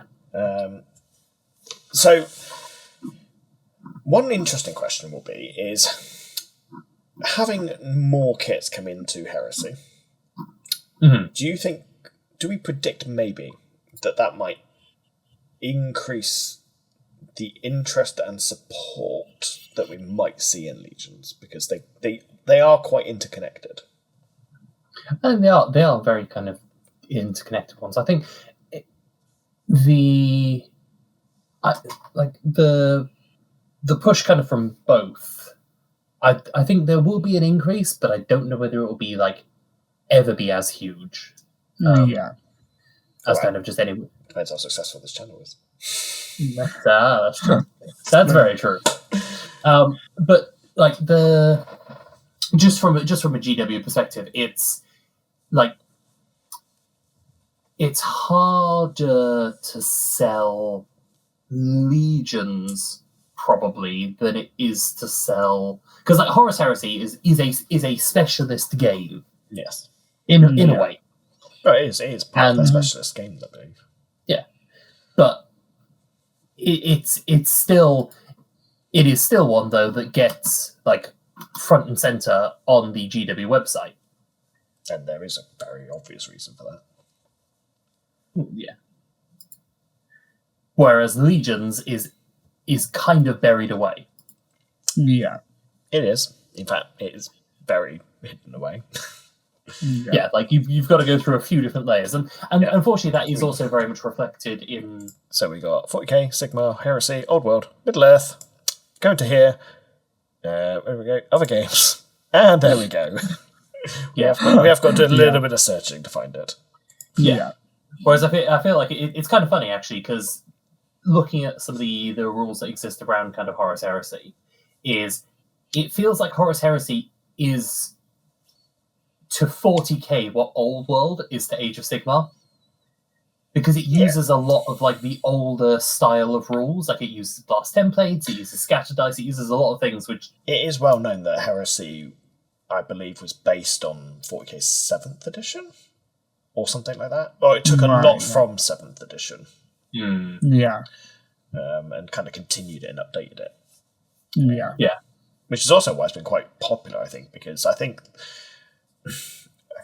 slight tangent, I suppose, but I think a lot of old school gamers certainly people who prefer a more gritty, rules-intensive system get a lot out of Heresy, because it builds on a foundation that was already quite strong. Yeah. See, I feel like I've been going that way myself. Just from enjoying more of a flavorful, more customization, and also removing strats. Yeah. You need to play more Legions. It is such a good game. Yeah, I agree. I just feel like every game is made better without stratagems. It really is. Honestly. The less I have to remember to have fun, the better. But I think if a new box comes out for like Heresy, and we get Heresy. Heresy 3 comes out. We get this kind of new edition of it. I think it would be interesting to see whether there is almost like a way of playing it off to do like a dual kind of push on it. Mm-hmm. Like almost kind of go with you've got this now, get like kind of cross promote it, and maybe even do some things around. Here's how you can do like your Legions game, and how that could then lead into like a Horus Heresy game. Okay, yeah, they did do that a very long time ago when they first introduced Apocalypse. 40K, they had this idea that you swap between the two game systems. Yeah, so like if they did something like that again, I think that would really kind of help to kind of sell the aspects of it. Yeah, I mean, I think the cross promotion idea is probably something that will happen, specifically because I would imagine we are overdue, so to speak, another supplement for Legions, because Rise of the Dark Mechanicus came out before Christmas. Yep. And I would be willing to predict that the new Heresy edition is going to feature or focus narratively on a narrative from the Heresy period. Mm-hmm. I've heard rumours somewhere down the line that it might evolve around Istvan. Which I was just simply going to say is that potentially that means that if that is the case, then we might get an Istvan supplement to Legions Imperialis very shortly after, or at the same time, probably just after, which might then obviously bring in a big wave potentially of new stuff.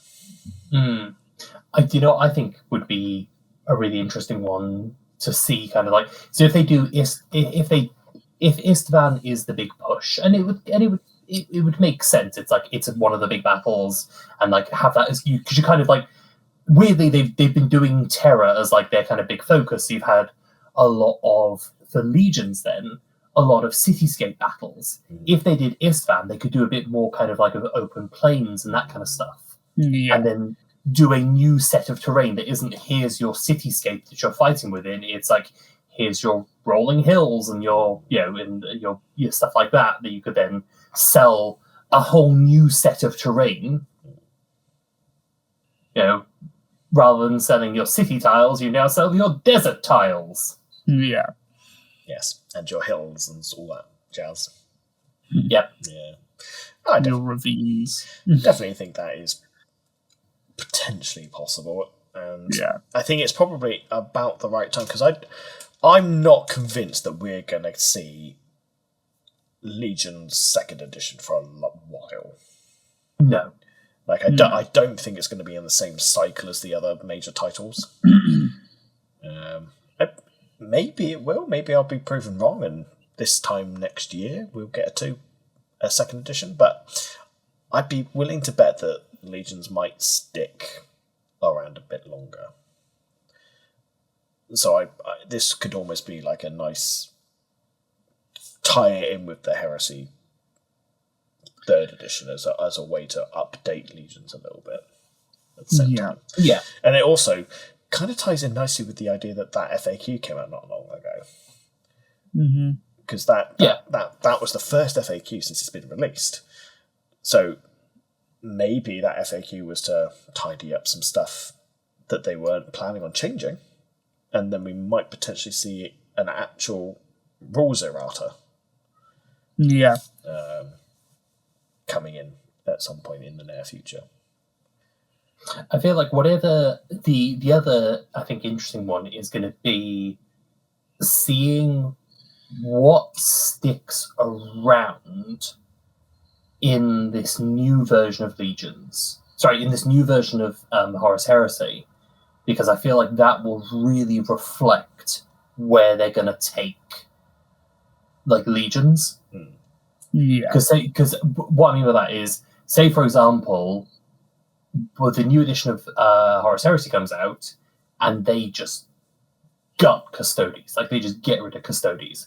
I don't think they would, but I don't think there's a zero-sum chance, because they're selling Custodes as 40k, and they're selling them as legions, whereas I feel like outside of the knights, they're really trying to like keep everything far more segmented now, in terms of like, we want to sell more, like, because in 40k all of the legion stuff is now relegated to legends, and it's kind of like, you shouldn't really be taking it.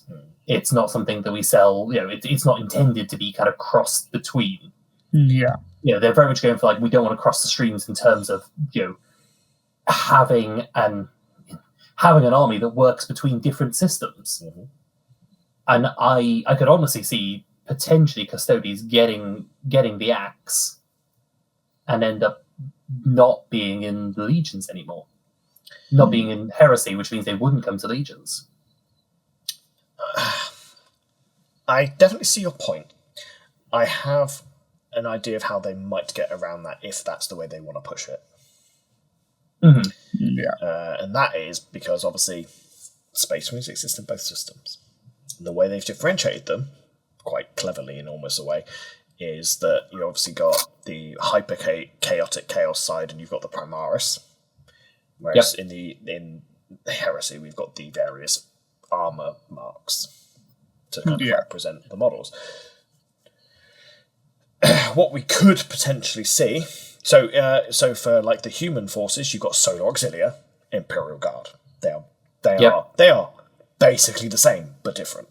Yeah. Yep. I think we could see that with stuff like Custodes. You might get a different style of armor mark for the Custodes. Obviously, they wouldn't call them an armor mark, whatever they call them. Heresy era Custodes have slightly different armor styles than the 40k versions. Same with the Sisters of Science. We may see that with the Knights as well. They might start to try and push, certain chassis maybe more into the fore, or they will have a slightly different aesthetic. So they will have completely different styles. Yeah, because you already have that a little bit with the Sisters of Silence, because I think the Vigilators and the... can't remember what the gut ones are, but they have different... They do have quite a different style of armor. And also, Chaos Demons solve itself, because Heresy era demons weren't as separated as they are in 40k era. The demons of the Ruin Storm were very much just demonic entities. They weren't necessarily Khornite. They weren't necessarily Nurgle. No, so they were a lot more integrated. You could almost see them splitting those quite easily, because they're like, cool, the Chaos Divided demons, that's for 40k. But in Heresy, we're going to introduce the Undivided Ruinstorm demons. Yeah. So I don't think we're going to lose those factions, but I think there is a chance that they will change. It would be very nice for the Custodes stuff to have plastic kits. Yeah. I just don't know what they do in terms of. I guess they could do a retcon out, because I feel like one of the big things is that the Custodes have always had that. Yeah, but thematically they might be the same, but it doesn't mean that they can't have aesthetically changed. Yeah. I don't think there's anywhere in law that specifically says they have always looked exactly like this. So what you're saying is that there's a chance that this edition they could go back to Rogue Trader Custodes to go with our Saturnine and our Saturnine pattern Terminators and the Saturnine pattern Dreadnoughts. We could get Rogue Trader era Custodes back. Potentially. Just to be clear, Jamie, do you know what Rogue Trader era Custodes look like? Oh, yes, I do. And you know it's going to cause me heartache. What do they look like, Jamie? Just what do they look like? I'm not going to justify your probing. I'm not going to. Joe knows what they look like because Joe's just looked it up. Christ.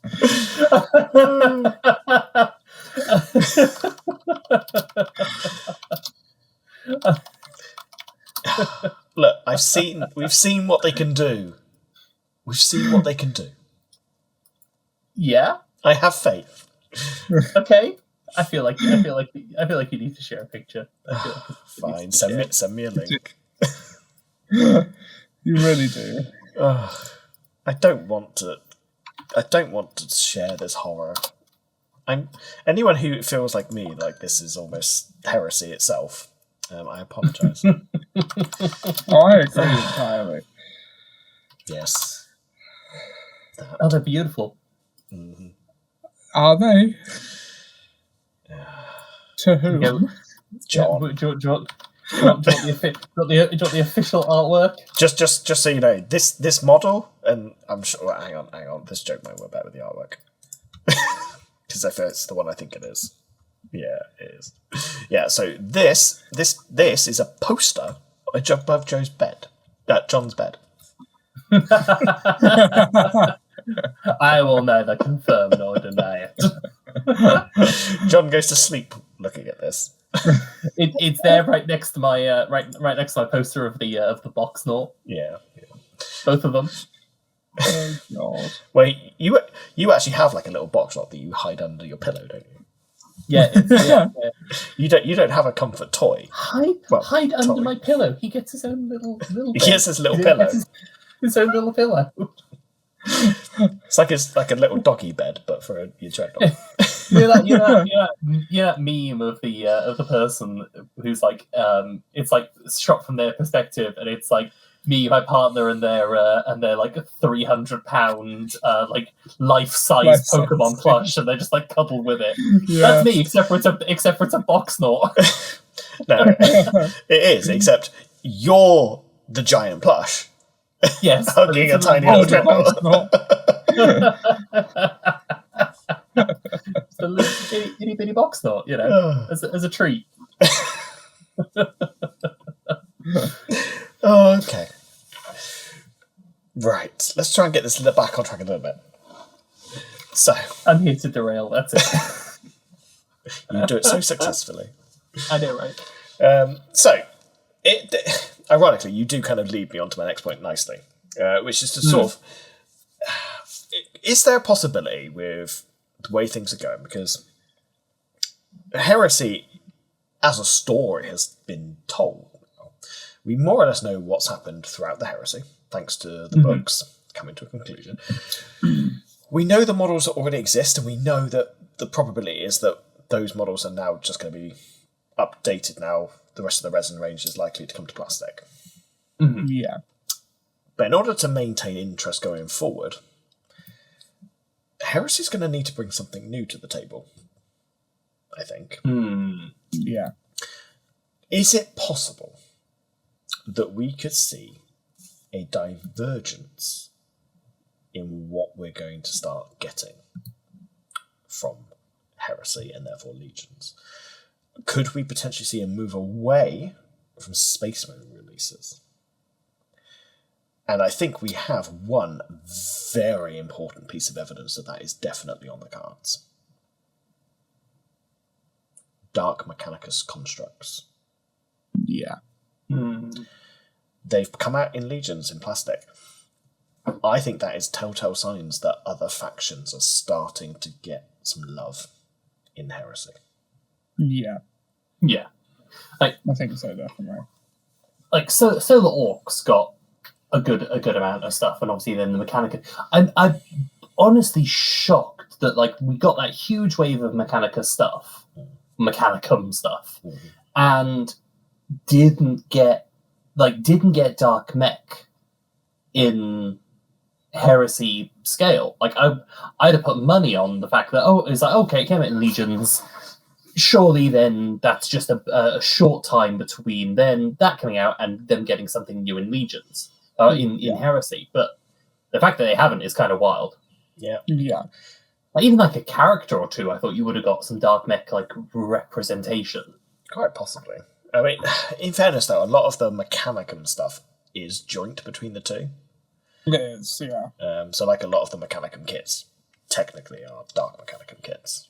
Yeah, but just like a character, like or something like that. It's like some kind of the one that I immediately think of is I think there's one named character, who's like a Dark Mechanicum character that you can actually buy. He's got like a cool like lectern thing. What's the guy's name? I've got the picture. Come on. Magos Drakovac. This one was is like a dark mech character, but it's from like the first edition of Horus Heresy. Right. Okay. Let's have a look. See. We'll share that with the world. There we go. Okay. Yeah. Yeah. And it's just surprising that like they had them for first edition, but nothing's come out now for like the second edition. I'm sorry. Are we going to bring up things that were in first edition that aren't in second? Like my Dominus I'm sure Knights. you've got like your what? My Dominus Knights. Oh yes. Are you sure they were in first edition? Have you checked? I believe they were. Yeah. I mean, yeah. So. Yeah, I mean, sure. That is definitely something that we should have potentially seen before now, but maybe, again, linking this back to Iron Warriors do work quite well with the Dark Mechanicum. That would be a good pairing. So, a bit like, obviously, in Heresy, Heresy 2.0, we got the big Astartes wave, then we saw the Solar Auxilia come in as the sort of as like the second founding force, if you like, or the second push. Maybe the Dark Mechanicum is going to be the second push. Yeah. Yeah. We could. It just like I feel like the advantages that they have had kind of so far is that the Solar Auxilia you could take either way. The Mechanicum you could take either way. If you did a push for Dark Mech, you're saying it only goes one way. True. Or, yeah, actually, you do that, but it's a split between Dark Mech and Custodes. I want to agree with you, but then I also feel like Custodes are going to be paired with a Demon's release. Yeah, that does make more sense. Also, by the way, if we're talking about like where, like this would be the dream one of when they eventually decide they're gonna take Horus Heresy as a system, and rather than keep calling it Horus Heresy, it's going to be replaced by essentially the equivalency of like Old World, and they go past Horus Heresy, Scouring. Mm-hmm. Then the one I really want to see them do. Is it War of the Beast? No. Oh, okay. It's still Space Marine, but Dab War. But Dab War's a lot later though. But like that as the equivalency of like the Horus Heresy, do the Badab War. I doubt that. I can't see that happening. I don't think Badab War's nearly big enough. No. And I'm pretty sure that's a lot closer to the 40k timeline as well. But it is still like Space Marine versus Space Marine. War of the Beast would be amazing. War of the Beast would be great. Yeah, I can definitely see potentially like eventually Heresy becoming something like the Age of the Primarchs or something. But I can't see it going beyond the point where the Primarchs existed, because the Primarchs are essentially the core element that attracts 90% of people in. Yeah. As I was saying, you could do like the Scouring and things like that, and you could potentially even, as you said, like go up to like the War of the Beast, because was it Vulcan was still around then? Yeah, he was the last one standing, I think. Yeah. But yeah, go on. I said that would bring in orcs. It would bring in the orcs, which then obviously does lead me to that question then is, could we see an Age of Darkness rendition of Xenos factions? I mean, they were around in the Heresy, isn't there? Because most of them were, yeah. I mean, there are a couple that are a little bit harder to sort of sell in terms of numbers enough to be a faction. So I'll pull out the list. So Eldari, yes, were active frequently. Alpharius himself actually had quite a lot of contact with the Eldari. And so did Fulgrim, I believe. Fulgrim did, yeah. Fulgrim did. You could maybe lean them. I don't know what their lore is around that time, but you could maybe lean away from like Craftworld and do more stuff around like the Corsairs and stuff like that. Yeah, so definitely Corsairs and Drakari and even Exodites were featured throughout the Heresy. Yeah, but Craftworlds were as well. Yeah, at least the ones that Fulgrim interacted with are Craftworld ones. Yeah. What if they did Exodites? What if that was it? It could be cool, but that would piss off a lot of 40k fans if they locked Exodites to 30k. Just look at the gripes that the Mechanicus players have when they look longingly at Horus Heresy and be like, they've got our models. Yeah, I know. I don't know. I think that's the. I am convinced that GW has they constantly keep updating them, but there's a big button which is like, in case of bankruptcy, break glass, and it's just they hit the button and it's like Exodites get announced. That's in James Workshop's office. There's just a big button. It's like the numbers are going down. Also, if Games Workshop release a video like that, you heard it here first. We're watching you, James Workshop. They're watching us. And they're watching us. We're watching each other. It's a vicious cycle. Okay, so Drakari and Corsairs we kind of already mentioned. So we know they were active. Yep. Genestealer cults. Now we can tie this in with Genestealers or Tyranids. Theoretically, they did exist in the galaxy at the time, but not in large enough numbers to really be relevant to the story. I would say past because they wouldn't even been Tyranids then, because it was only at Tyran when they got the name Tyranids. They wouldn't be called that at that point, no, but they did exist during this time period. Yeah. There's a very specific story about a set of Genestealers that were discovered, I think pre-heresy. But they weren't known to be Tyranids at the time, because obviously, as you say, Tyranids weren't actually a thing. Yeah. I mean, if they were to do something like that, I think for the time period, it might be nice to do them as a potential alternative to Chaos Guard, of just you have a few select units of Genestealer cults that you can theme your Chaos Guard around. Potentially. Yeah, I mean, I don't know whether the cults I don't think the cults were really there, were they, in the same way? Chaotic cults in the way that we know them in 40k, no, but there was the Lost and the Damned, as it were a thing. No, I mean Genestealer cults. Oh, Genestealer. Well, as far as we know, no, but by the nature of them being Genestealer cults, they probably did. Yeah. We already have lore evidence that the Genestealers were in the galaxy. So there's nothing to say that there weren't fringe world planets that had cults on them. Yeah, because that's what I think I'm getting at, is more of with the ambiguity of chaos at the time. So let's say it's a weak contender, but it's not out of the realm of possibility. Yeah. Yeah? Yeah. Mm-hmm. Yeah. Leagues of Votan? No.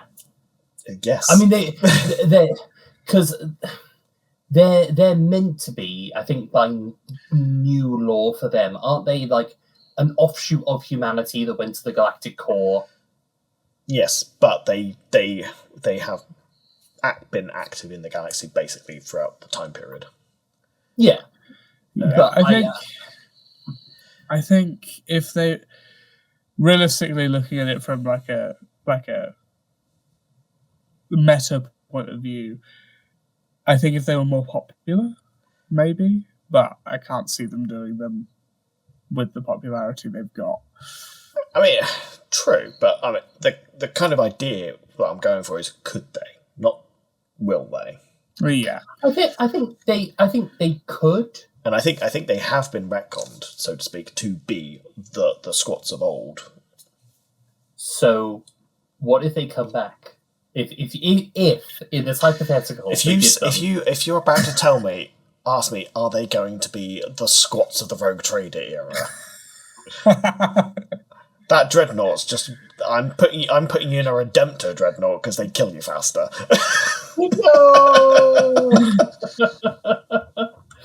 not Michael. I want to be in the box though.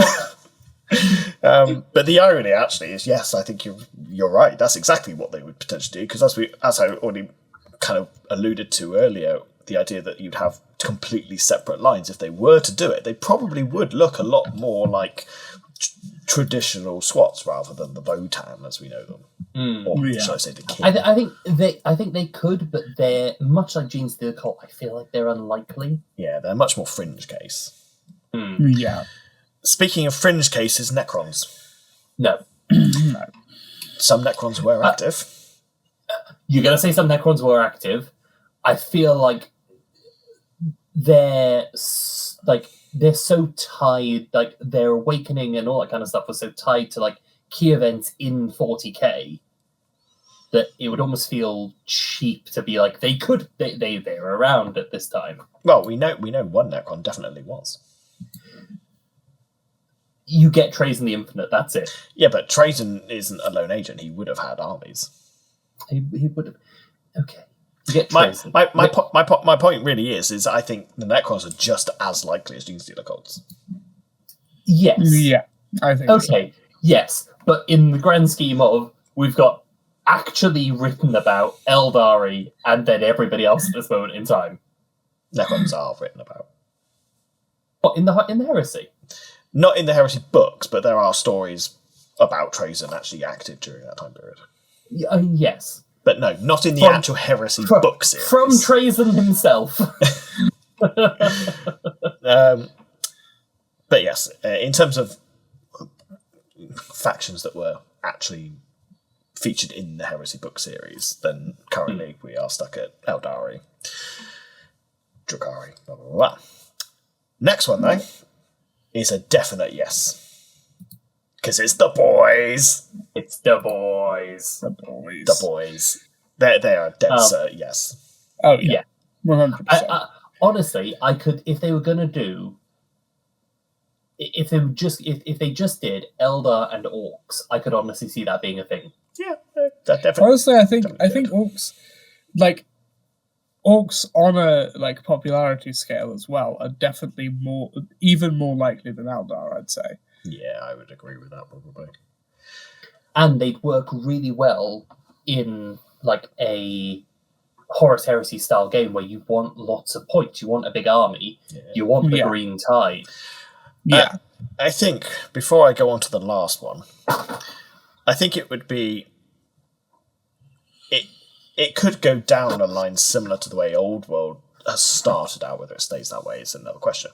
Where you have a couple of armies, say Eldari, Drukhari, Corsairs, and Orcs, as the sort of the mainline alternate factions. But then you might have Legends rules, where you could bring in cults and Necrons.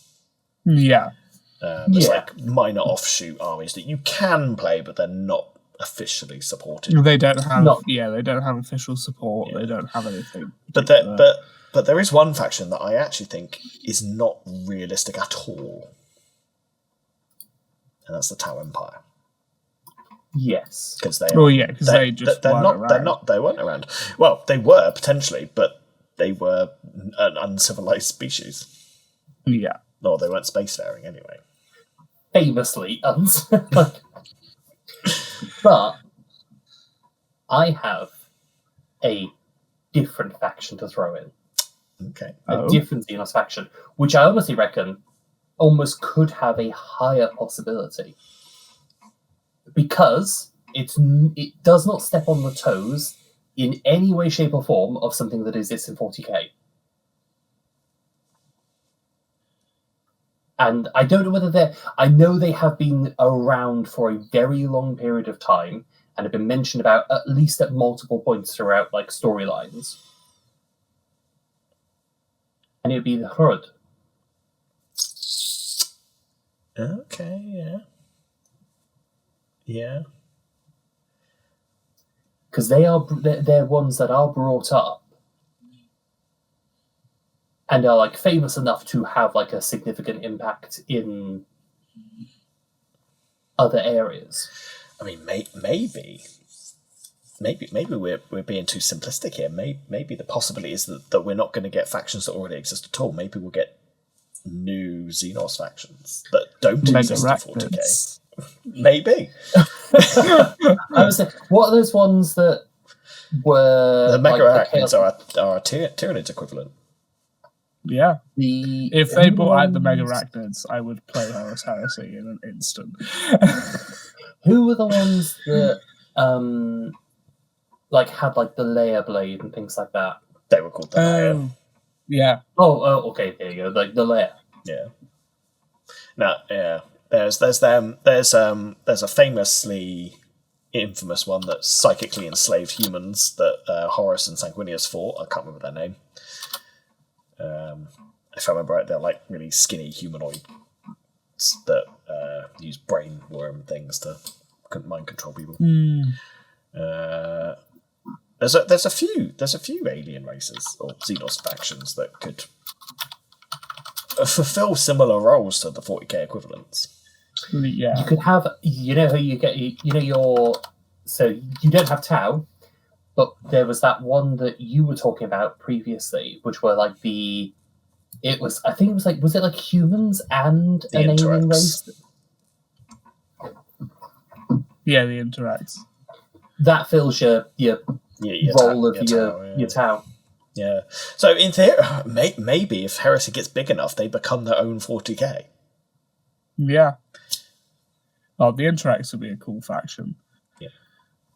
And that would also match up with this potential idea that GW doesn't want cross factions across settings.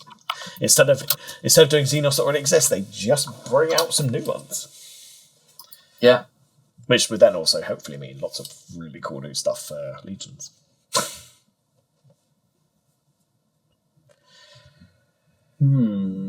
It's an interesting concept. Mm-hmm. But it is a massive tangent. Yeah.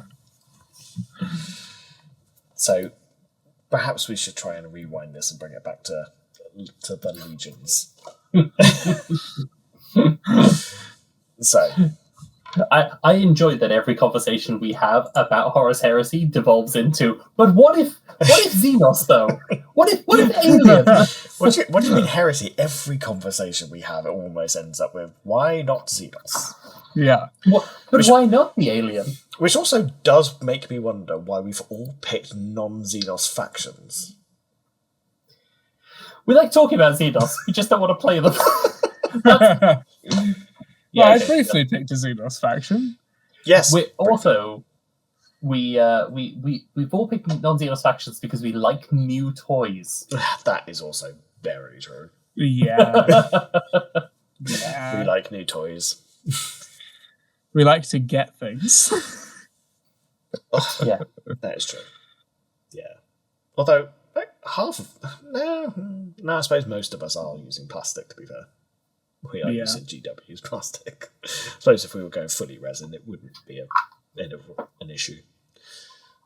It wouldn't be as much of an issue, but we still wouldn't have rules. No, but we also go out of our way to make our own rules all the time. Yeah. Also true. So that we can't use that as an excuse either. No. Yeah, that's true. Yeah. Oh well. Maybe at some point we all need to commit to one Xenos faction. In addition to our main line. I believe you and me, Jamie, already have ours. I believe you have, right? Well, I mean, we've got a joke one, and I also have Necrons. Yeah. And you also have Necrons.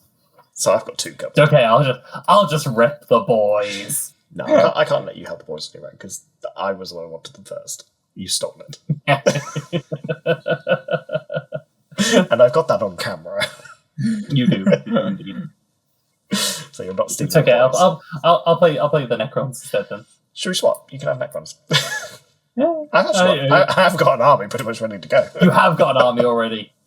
It's just I can make more. It's just dry brush silver and then fill in green. Pretty much, actually. If I go with, I can't remember which dynasty it is that's that coloration, but wait, just the dry brush silver. Yeah. Saltec. Oh, there you go. My law brain going off there. Tell you what, if I can field entirely Biotitans, I'll do Tyranids. You're just going to use your regular models. I see through your lies. I'm just waiting for the day when he turns up. I'm playing Dark Mechanicus. Here's my bio constructs. Are you telling me that, like, Dark Mech wouldn't rock up the Xenomorphs if they could? Oh, they definitely would. Yeah, all right. And are you also telling me that doesn't go hard? Moving on. Okay, right. Well, I think it's time that we move into our final little section for the discussion time. And let's talk something actually Legions. Yep. Plastic potential rather than mythical Xenos factions and printed armies that we may eventually do. Oops. So, what I'd like to discuss is potential kit updates that we believe are coming. Mm-hmm. Ones that potentially are coming based on rumours. And anything that we know of in lore that we would like to see sooner rather than later. Mm. So, starting with kits that we're pretty confident probably are coming out, I'd like to propose a look at the models that I know for certain are no longer on the web store. Go on. Now, one is an immediate callback, as I mentioned at the very start of this video, that we discovered that the Fellblade tank is no longer on the web store. So this is the Astartes Super Heavy tank. Ah, yeah. You'll also note that it's also missing the Falchion and the Glaive, which are also variants, essentially, of the same tank. So the Super Heavy Space Marine tank is now missing off the web store. In addition, I believe that the Astartes Rapier platforms are also now missing. Okay. Just for a quick reference in terms of size, how big is the Falchion and the Fellblade? Like using I don't know, like Baneblade as reference. I mean, is it Baneblade equivalent? I believe they are essentially the Astartes equivalent of the Baneblade. Cool. Yeah. Okay. That makes that works. Okay. So I'm pretty confident that those are going to be plastified. Yeah, I think that makes sense. Is the Falchion, the Fellblade, and the Glaive? Is it like the Baneblade, where it's just like different turrets? I believe they are essentially the same chassis with different loadouts. Yeah. So probably maybe like a like the Baneblade. Maybe they do like a kit that is a multi-part. Yeah.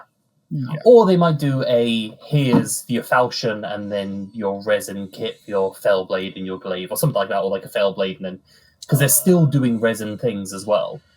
Not very much anymore, and certainly not for bigger kits. Yeah.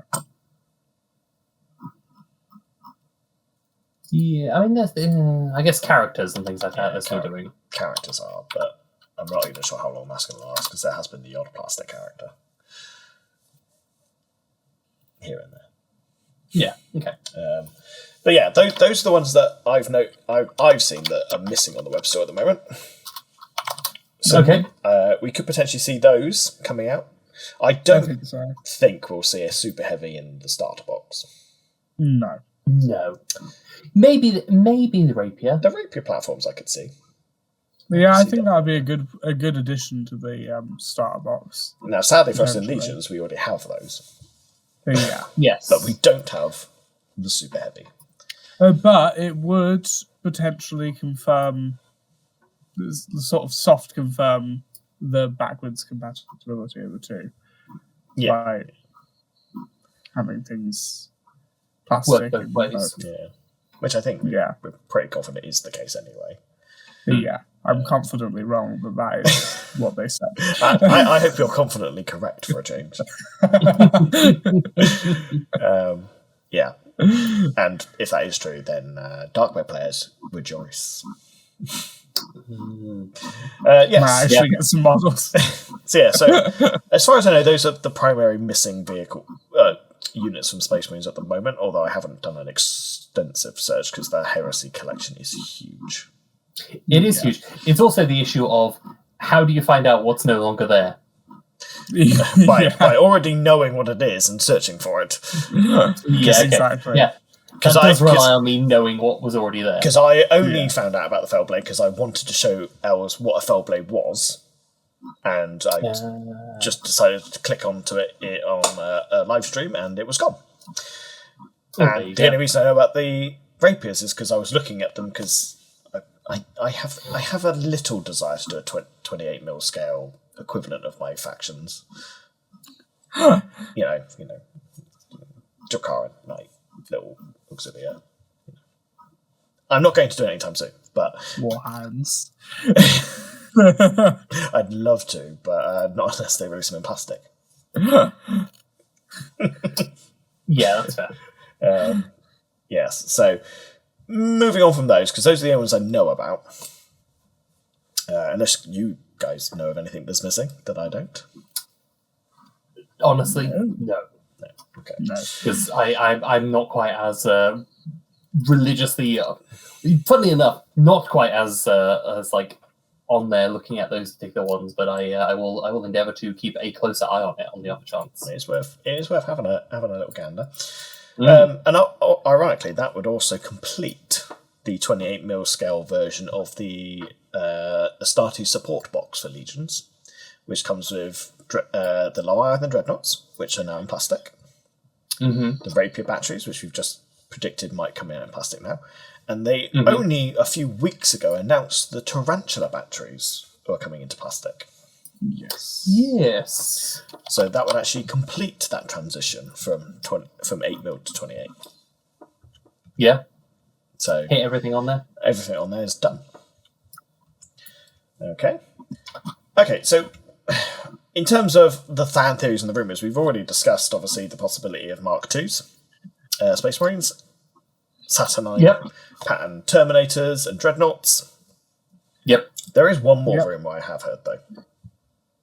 Oh, yeah? And it's one that I know John particularly will love. Mark V. Ooh.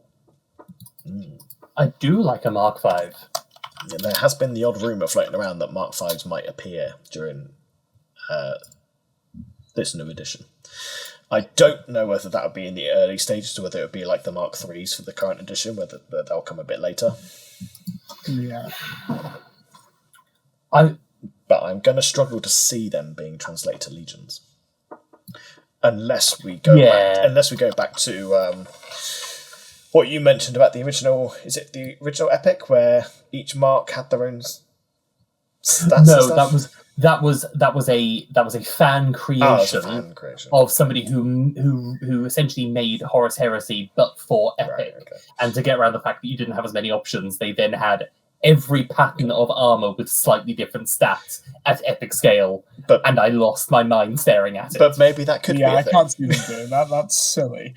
No, I don't think that would happen. But I wouldn't be opposed to the idea that we might just get a couple of options. So we might have like a couple of Astartes infantry boxes where you can either have your Mark 6, your Mark 5s, your Mark 2s, Mark 3s. I mean, yeah, just like have like the same box but with slightly different things. Which is that's exactly how they do it for 28mm scale. Yeah, because they are interchangeable. Yeah. Yeah, aesthetically it'd be nice, I think. I'm gonna as much as I really like the Mark V, just because I think it's that tipping point between it's like the first proto version of like the Mark VII, and I love the Mark VII. It's got the grill face. Honestly, I feel like Mark IV is more likely though. I mean, it should be. It should be. Because like as much as it pains me to say this, I'd want both. Yeah. I'm sure we'll get both eventually. Yeah. I think the real question here might be: do we think we might see the same treatment in Legions? Will we get the diversity of options for our infantry? Because that's an interesting question. I honestly, I don't think so. I think the way we'll see different patterns will be in like different weapon options. I like where you're going with that. I have an inkling that it will follow the 28mm system, and we will get the options. Yeah. But the reason why I would lean away, or I don't think they do that, is the advantage they've got with obviously like the 28mm scale is they can sell. You buy the box, the bodies, but a lot of the stuff is already interchangeable. This is every single one is a different sculpt then. You might have to run that by me again. So, like with the Mark 6 and the Mark 3 box are they're largely the layout of things are the same on the sprue, and the upgrade that comes with it is the same upgrade sprue. Yeah. For like your captain and stuff like that. Whereas with Legions, the infantry is each one is sculpted. So just there isn't the same, it feels like there would be more work involved for less payoff compared to... I don't think there's as much at all, I wouldn't say, because yes, the upgrades for the Mark 3s are the same as the Mark 6s. Everything else is completely different. Like the poses are the same, but the actual armor is entirely different. Yeah, the armor's entirely different. Their heads are all the different. layout is the same, and the layout's the same. But that I can't see why the layout wouldn't be the exact same for the Legion scale one as well. Because the layout of everything would be the same poses. They would just change the armor style slightly, exactly the same as they've done with the 28mm. I would just wonder, and you wouldn't need the extra sprue to make the upgrades. What's the payoff there? At Legion scale, what the payoff is? People will buy it. Do Games Workshop care? What the actual difference is, so long as a player has an option. Yeah. Like if a Mark III infantry box came out, would I buy it? Hell yeah. Do I care if it has different rules? No. It would look cool. Yeah. It's just I feel like it's the difference of scale between 28mm and 8mm it's more noticeable at 28mm compared to 8mm. 100% agree with you. It is more noticeable. Yeah. From a distance, but I think there is a market for it, and I think if there's a market for it, they'll sell it. Yeah, potentially. Yeah, there are people who do the insane 8mm paint jobs and there are actually go. I mean, they've been in Golden Demon. Yeah. The other thing is you've also got to think about, because Games Workshop aren't blind to the fact 3D prints exist.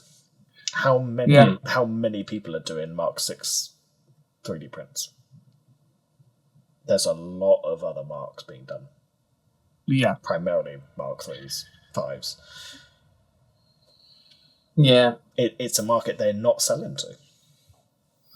Yeah. Yeah.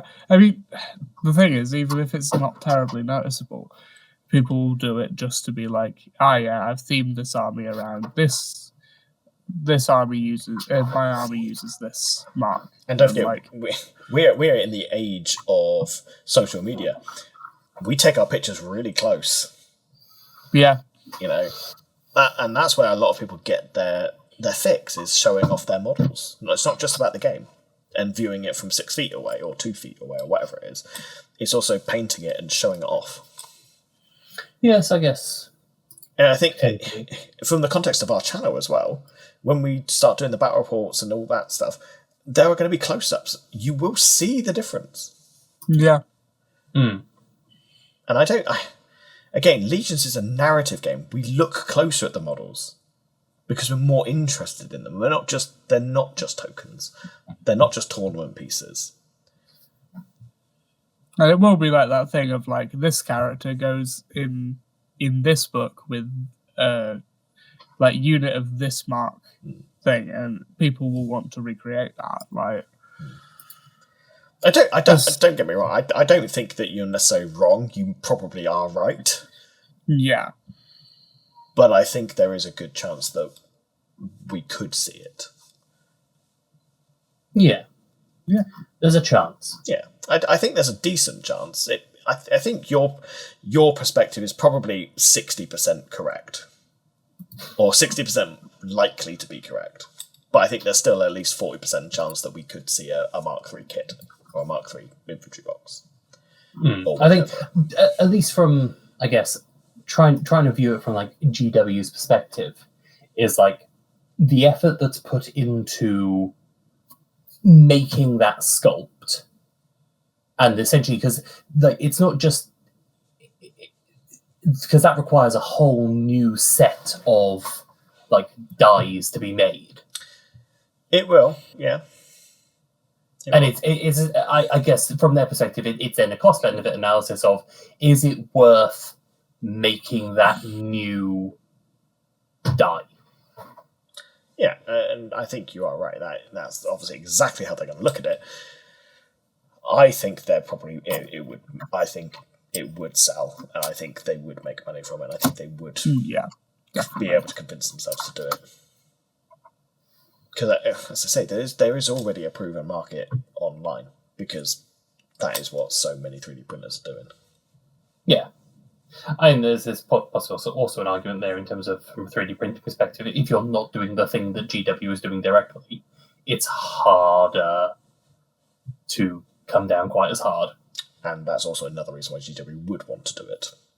Yeah, that kind of is both the argument for and against right there, isn't it? Yeah, the thing is as well with that sort of 3D printing thing, it's already free market research for them of like, it has this many thousand downloads. This is obviously popular. Yeah. Yeah. I think you are realistically probably more likely to be right, but yeah, I don't know. Again, there's a bias in there because I know I'd love to see it. Yeah, I don't get me wrong. I'm not saying this from the perspective of I don't want to see this. I'm trying to. I'm essentially the devil's advocate in this one. Like, I mean, I'm trying to create the counterpoint. The funny thing is, as well, you're probably more likely to buy it than I would be, because most of my armies aren't Space Marines. Yeah, no, I'm like they bring out a new kit, and I'd be like, yes, sign me up. You're definitely more likely to buy it than I would be. Yeah. I'm just trying to create the be the devil's advocate in this one. Yeah, no, that's absolutely fine. That's what we need. That's what makes engaging conversation. Exactly. There is that sort of thing of like everyone's got their favourite mark of Space Marine armor, and there's like you're missing out on that, on the people that would buy purely that mark. I mean, I'm quite blessed because I love the Mark 6 armor. Yeah, the Mark 6 armor's great fun. I've come around to it. I've changed my tune on it. I'm still not a fan of the Beaky, But the Alpha Legion Beaky, though, it's gorgeous. I don't know. I'm a little bit of a fan of Beaky, although I genuinely think if we get plastic, if they did the same like box set now, but in Mark II, bearing in mind I'm doing like Dark Angels, that like Crusader style is like, oh yes, please, I'll take those. Yeah, I will take 5. I will take 5. I will take the entire. Like, I want a chapter. they just be like, we're just going to release the existing box, but we've just swapped the mark of the armor mark and be like, instantly sold. Yeah. Okay. Okay. Well, that's the only real thing I've heard about in terms of rumors that we haven't already discussed. So, models that don't have plastic kits yet. There are some models that have never had plastic kits, as far as I'm aware, or maybe never even had resin kits. And then there are some that have had resin kits but still haven't come across to plastics.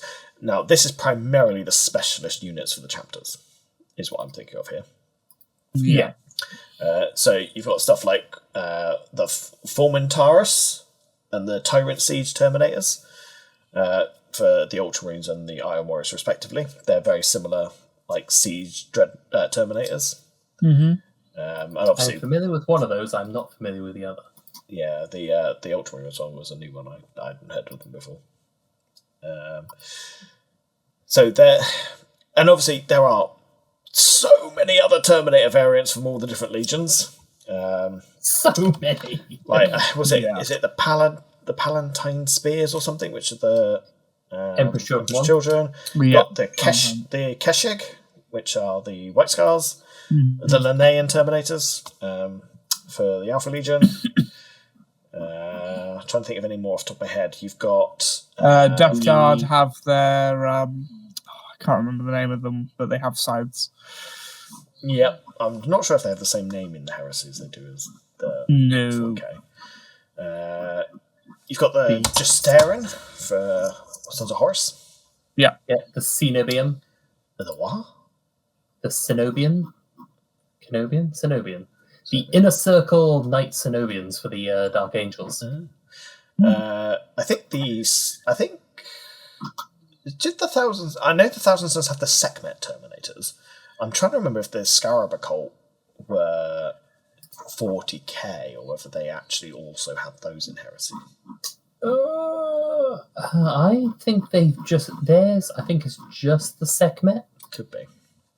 Terminators. Yeah. I think the Scarab Occult is more Zechian. They are now, but I have a funny feeling the Scarab Occult did exist during the Heresy, but I don't know if they ever had models.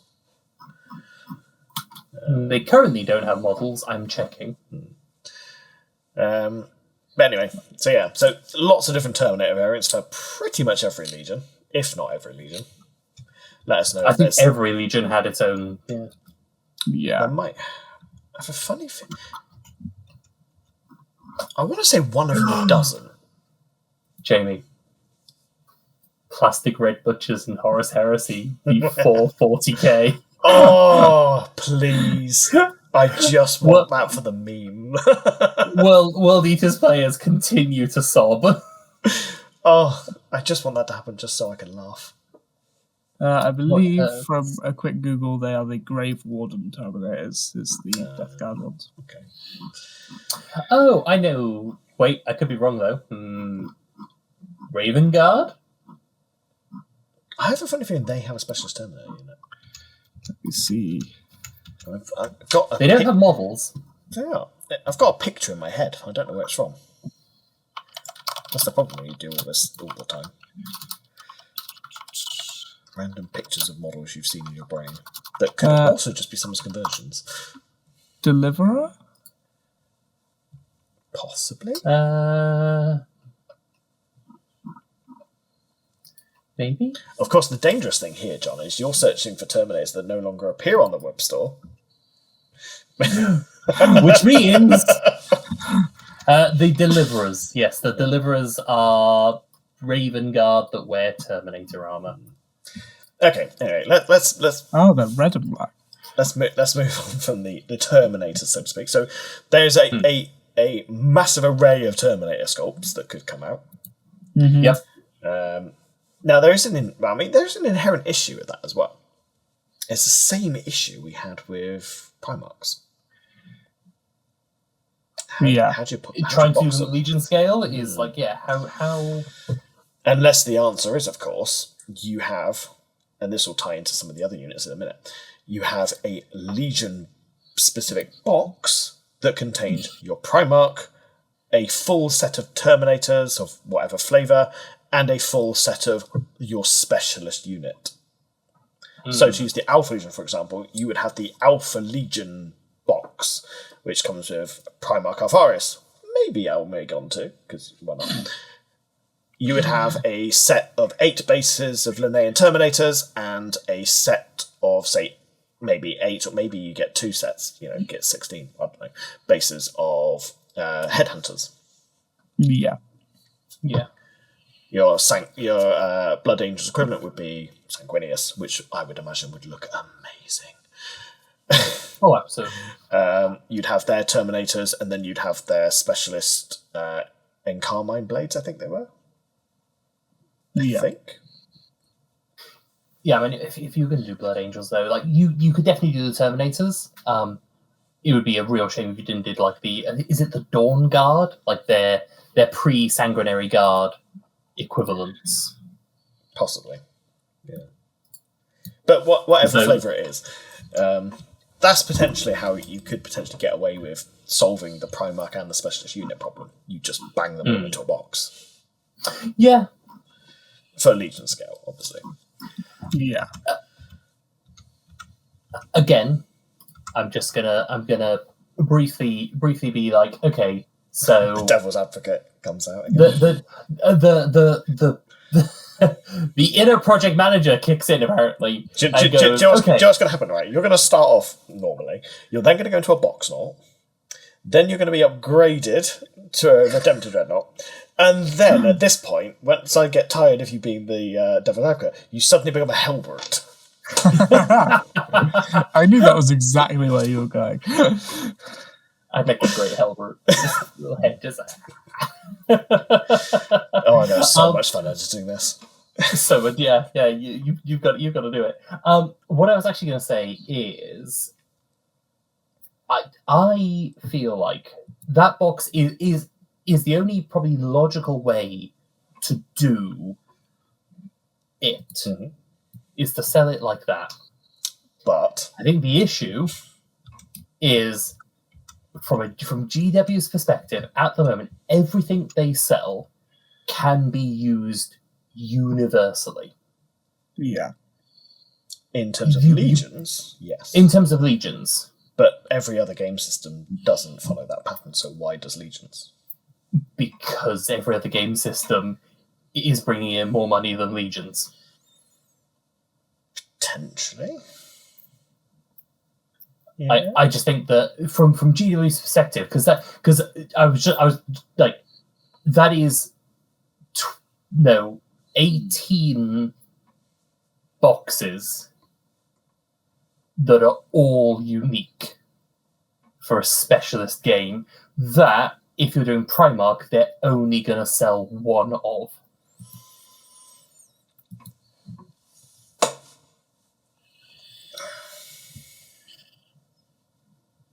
You make it the only way to get those specialist units. Well, yeah, you do. Well, that would be, yeah, but even so, it's like you've got to go. I almost feel like that's also the equivalent of saying, though, why do they bother making the least popular faction of their most of whatever game, because they'll only sell a handful? Because it's their most popular game, is making lots of money. Yeah, okay, but let's say Old World then. All right, so let's go to Old World. Why would you bother making? I mean, certainly I remember back in the day, Beastmen were almost never played or heard of. Why do they still make Beastmen kits if it's hardly ever going to sell? Why do they bother making the special characters? because you'll only sell a handful of them and you'll only ever buy one. Whereas at least with Legions, it's an entire game system. It is an entire game system. I mean,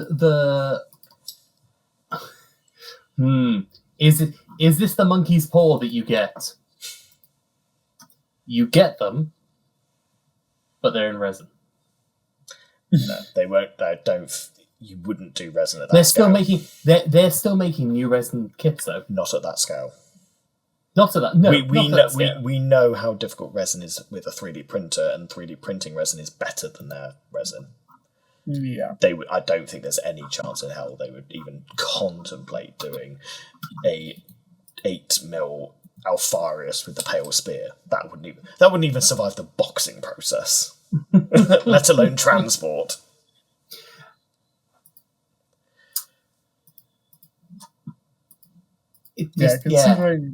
Considering fulgrims, like a lot of people have had fulgrims arrive broken from the resin kit. Yeah. I don't think we'll see Legions getting resins beyond obviously upgrade parts for certain models, but they've already started phasing those out. Yeah. Yeah. So no, I don't see that. I mean, I guess all those things of like, if they have enough support, then maybe they take the hit on the cost of that box and just. I mean, let's be honest. How many Primaris Intercessor boxes are they selling that they can probably just skim a bit off of there to be able to make some of the specialist boxes? I think also someone did do working out how much it would cost to actually make a box set. Primaris Space Marines, for example, and I'd imagine the cost would be similar to make a single sprue or a couple of sprues worth of Legion scale models. Now, considering most of the, I would be quite happy to say that I would imagine most of the cost of developing the model initially is already done, because you already have it in 28mm scale. Yeah. So you've got to shrink it, and there's obviously going to be a little bit of messing around with gating it and stuff to make sure it's a functional piece. But I would argue that's probably going to be a lot less work than it would be to design the model from ground up. So you're already saving money there. Now producing a kit, I think they worked out. I can't remember who it was who did it. They were anywhere between 10 grand and 50 grand. So let's say they sell a Legion-specific infantry kit for 50 quid. How many does that mean they've got to sell?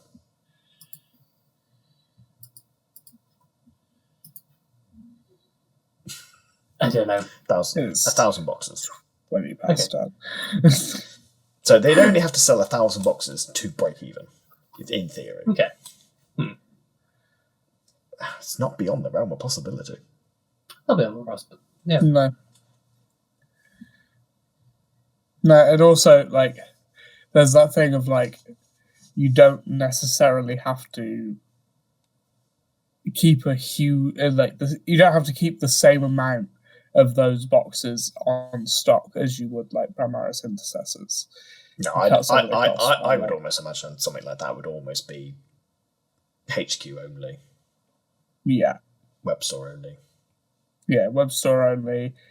Almost like a small amount of stock and then kind of made to order type thing. It could just be a made to order. It could be. Yeah. It could be. Maybe this is when we see the first ever GW Kickstarter. If you want this, you must back it. I mean, honestly, it's been working for. I know they're not in the same sphere, but it's been working for Hasbro. Yeah. I don't know what they've been doing. I mean, they've been doing all sorts in terms of that. They so I know for for Star Wars was it the Black series? They're like, well, no, I didn't know it was Black. Anyway, but for Star Wars figures, they did a Razor Crest, and it was essentially run through Kickstarter, but through their own. It's called HasLab. They've been doing a load with Transformers. They did one that was basically like stuff that they wouldn't normally be able to sell. They did a Unicron, which was like the biggest thing that they'd ever made. It was like giant, like honestly unwieldy big, and they knew they couldn't ever sell it. So they essentially just went, "This is what we've prototyped this. If you want it, the only way you're going to be able to get it is by essentially running through a Kickstarter thing. If we hit this much, we'll make it, and everyone past that point then becomes available." And it could, I guess, they could do something like that for it. Hey, there's no reason why they couldn't. Do we think they will? Probably not, but they could. It's not really in the kind of the style that they've done, but then again, many things they do now they never used to do. That's very true. That the company will evolve over time. Yeah, maybe slowly. And if they see another like big company successfully doing it, I mean, there's an equivalent in video gaming. Baldur's Gate 3's massive popularity through early access. Yeah. That the early access campaign concept made that game what it was. I don't think it would have been anywhere near as successful if they had just decided to drop it like every other game. Yeah, especially with it being turn-based as well. So, we know the concept works. So, there are ways they could do it. Yeah. Oh, yeah, absolutely. Like, there are ways they could do it. It's just, I guess, what they would do is the interesting thing to think about. Yeah, it would be interesting. And 'cause hopefully they find a way, because I really want some mini Primarchs. Oh, like, also, again... do you know what? That's also another point as well. I reckon there'd be a lot of 28mm players that would buy their Legion box in 8mm. Oh, definitely. And honestly, maybe, and that could be a way in. Like, that's like a sell of, you get your Legions box, and then that pulls you into the other side. So maybe.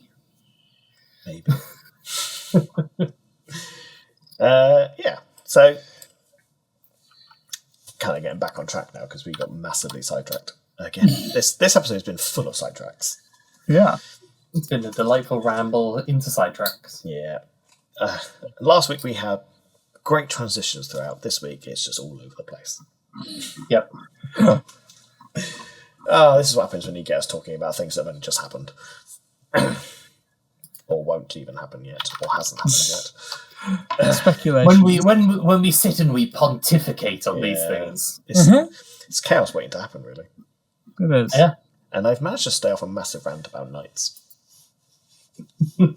I'm proud of you. For next time. Next time on Mead Gaming. You've stayed off of it for now. Yeah. Okay, so that pretty much covers what could potentially happen. Obviously, I think it's pretty much a guarantee that anything that is still currently in resin will probably make its way to plastic. There are a lot of things that haven't been rumoured about. There are a lot of things that aren't Legion specific or are still currently on the web store that will probably make its way across. Like the Mastodon transport, the Thunderhawk gunship probably will eventually come to plastic. There are bigger kits, I think. Yeah. I'm pretty sure the Cerastus Knight technically is the largest plastic kit. And I think a Cerastus Knight is around about similar size to a Thunderhawk. Is it? I think so. Yeah. That's wild. Yeah, it's big. Cerastus is big. I didn't know Cerastus was that big. Yeah, it's big. Also, I would struggle to resist not buying a Mastodon if they bring one out. What, 28mm scale? In 28mm scale, yeah. I'm not gonna lie, if they brought out a Thunderhawk in 28mm scale, I'd buy it. I'd probably buy a Thunderhawk as well. Yeah. I wouldn't be good. I know those things are not good. I don't care. God. I want one. It's fun. I mean, to be honest, if they bought the Stormbird, that I would be on that like straight away. Pre-order, done. The Thunderhawk I'd wait. If the Stormbird came out though, I'd buy on pre-order. The Mastodon I would probably pre-order. Yeah, it's fair. and then I fit the inside with like motors so the doors open. And have lights on the inside so it all lights up. Like that thing, that would just be a diorama. This is the same person that took me about a year to convince to use magnets. Now on motors, I want it to move. I see your magnets and I raise you motors. Motor time. John's going to be the guy on our channel that decides that he's going to motorise his vehicles now so that they're actually remote controls. Yeah, but that is cool.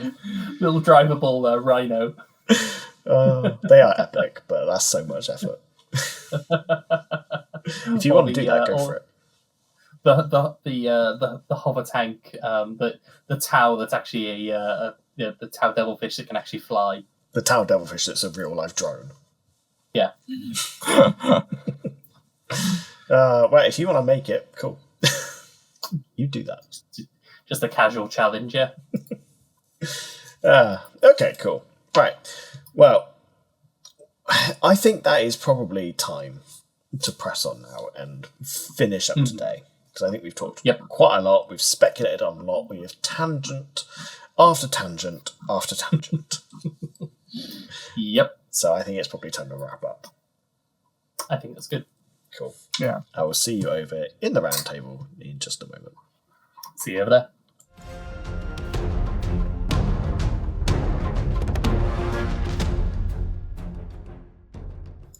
And welcome back to the finale of the show, the round table, which is a very round table over the internet. in our square boxes. Yes. Maybe I should change the graphics at the end.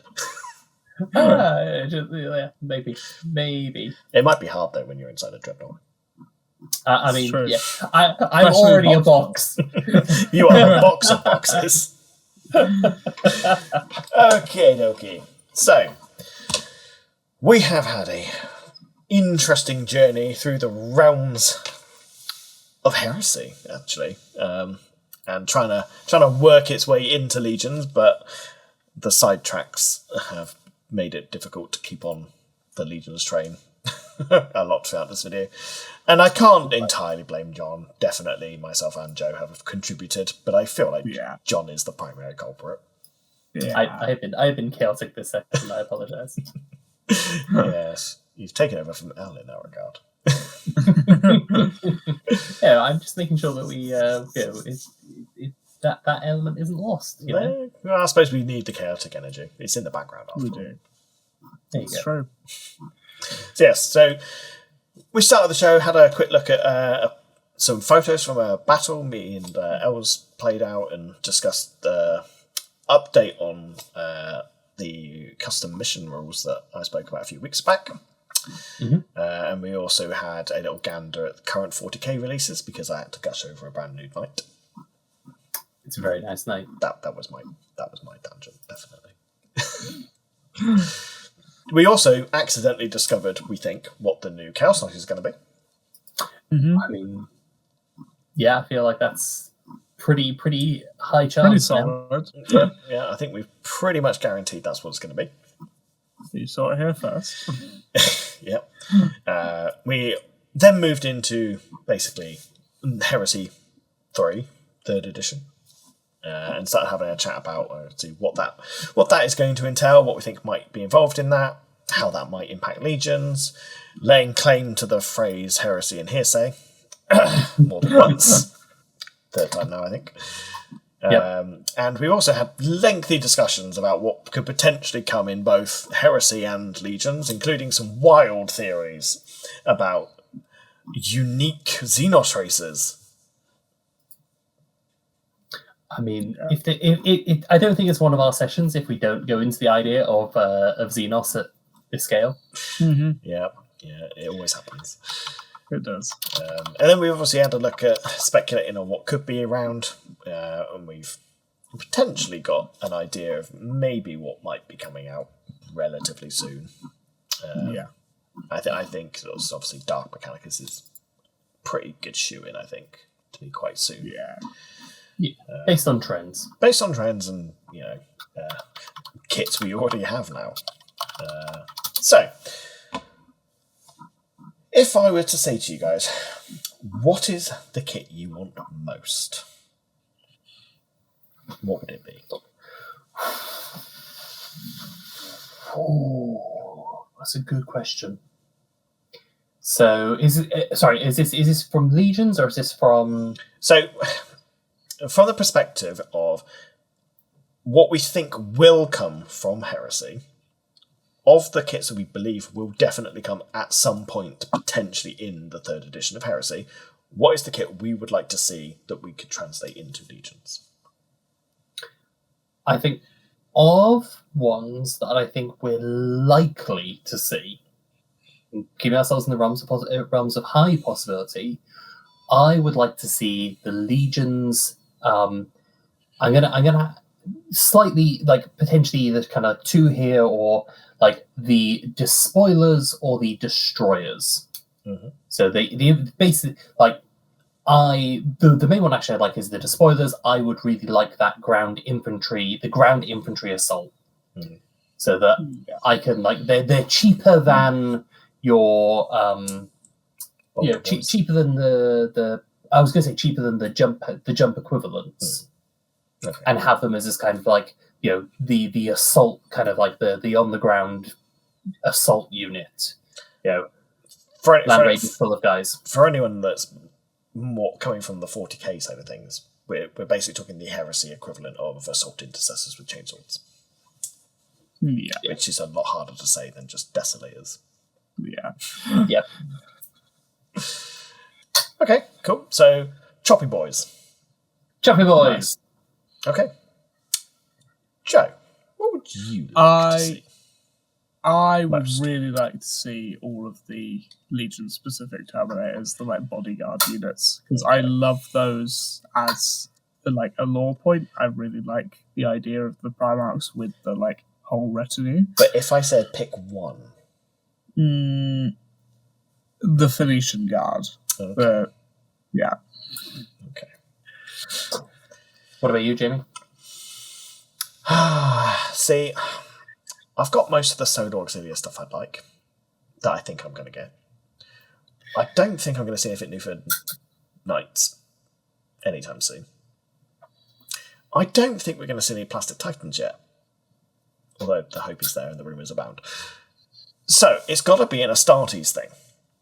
And there's only one thing the Astartes don't currently have in plastic that I really want in plastic. I want a plastic Stormbird.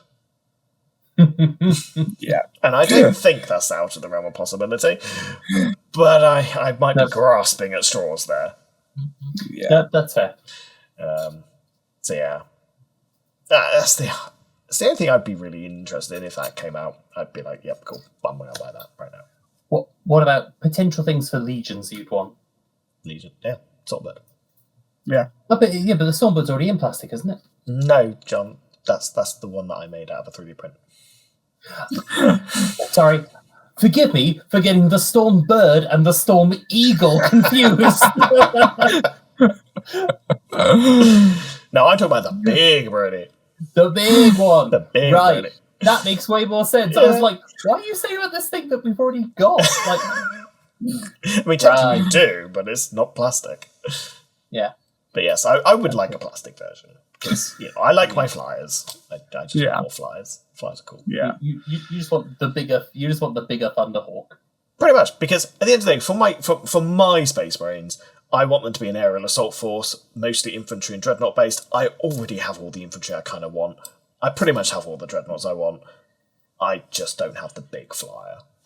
Yeah. So, it's a bit of a cheat because it probably won't be anytime soon, but I think it will happen. Yeah. Yeah. So, Stormbird. One day. One day it will happen. Otherwise, if I'm going to cheat, I would just say, Desolator Marines, why not? Because they'd be cool jumping out of dreadnoughts. They'd be cool jumping out of Thunderhawks and Storm Eagles. Maybe a dreadnought. No, mine's filling Land Raiders with Choppy Boys and just rolling up the board and just unloading Land Raiders for the Choppy Boys. No. Storm Eagles and Stormbirds flying in, dropping down, piling out infantry. Yeah, you can already jump them out as they're flying. No. because then they go splat. You with jetpacks. The ones with jetpacks can jump out. Yes. Yeah, but it goes against the Codex Astartes.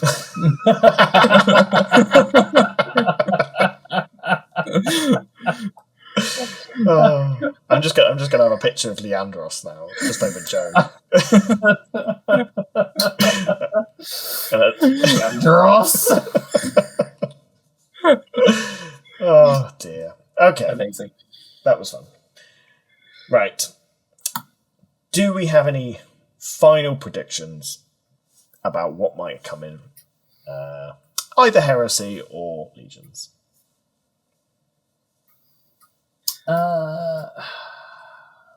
This doesn't have to be a model, it could be anything. Yeah. We covered all the ones I can think of. Okay. Yeah. I have a thing that I hope doesn't come to Heresy. I have a thing that I actually hope doesn't come to Heresy 3. Yeah, all right. Which is getting rid of options for characters. I don't think they will, but I hope they don't take the approach of we're going to simplify the game. Yeah. Cool. It's both cool and annoying because mine was pretty much going to be the same as I hope they don't turn Heresy into 40k light and get rid of blast markers and scatter dice and stuff like that. Because that is I want more blast markers. Different blast markers. A whole new set of blast markers. What you want, John, is the apocalyptic templates they used to have for the 4th edition's Apocalypse. Or 5th That's edition. exactly what I want. You want the big one. You want the dinner plate. Exactly. Yes. That's going to be for my Basilisk Barrage. I remember in Apocalypse, I think you actually did use that if you fired 9 Basilisks into one target. That's what I want. Give me that. Cool. I support. Yeah. Okay then. So that is it pretty much from us, guys. That is our predictions, our thoughts, our theories, our hopes, our dreams, and our fears. All wrapped up into a nice little, very long bow. A surprisingly long bow.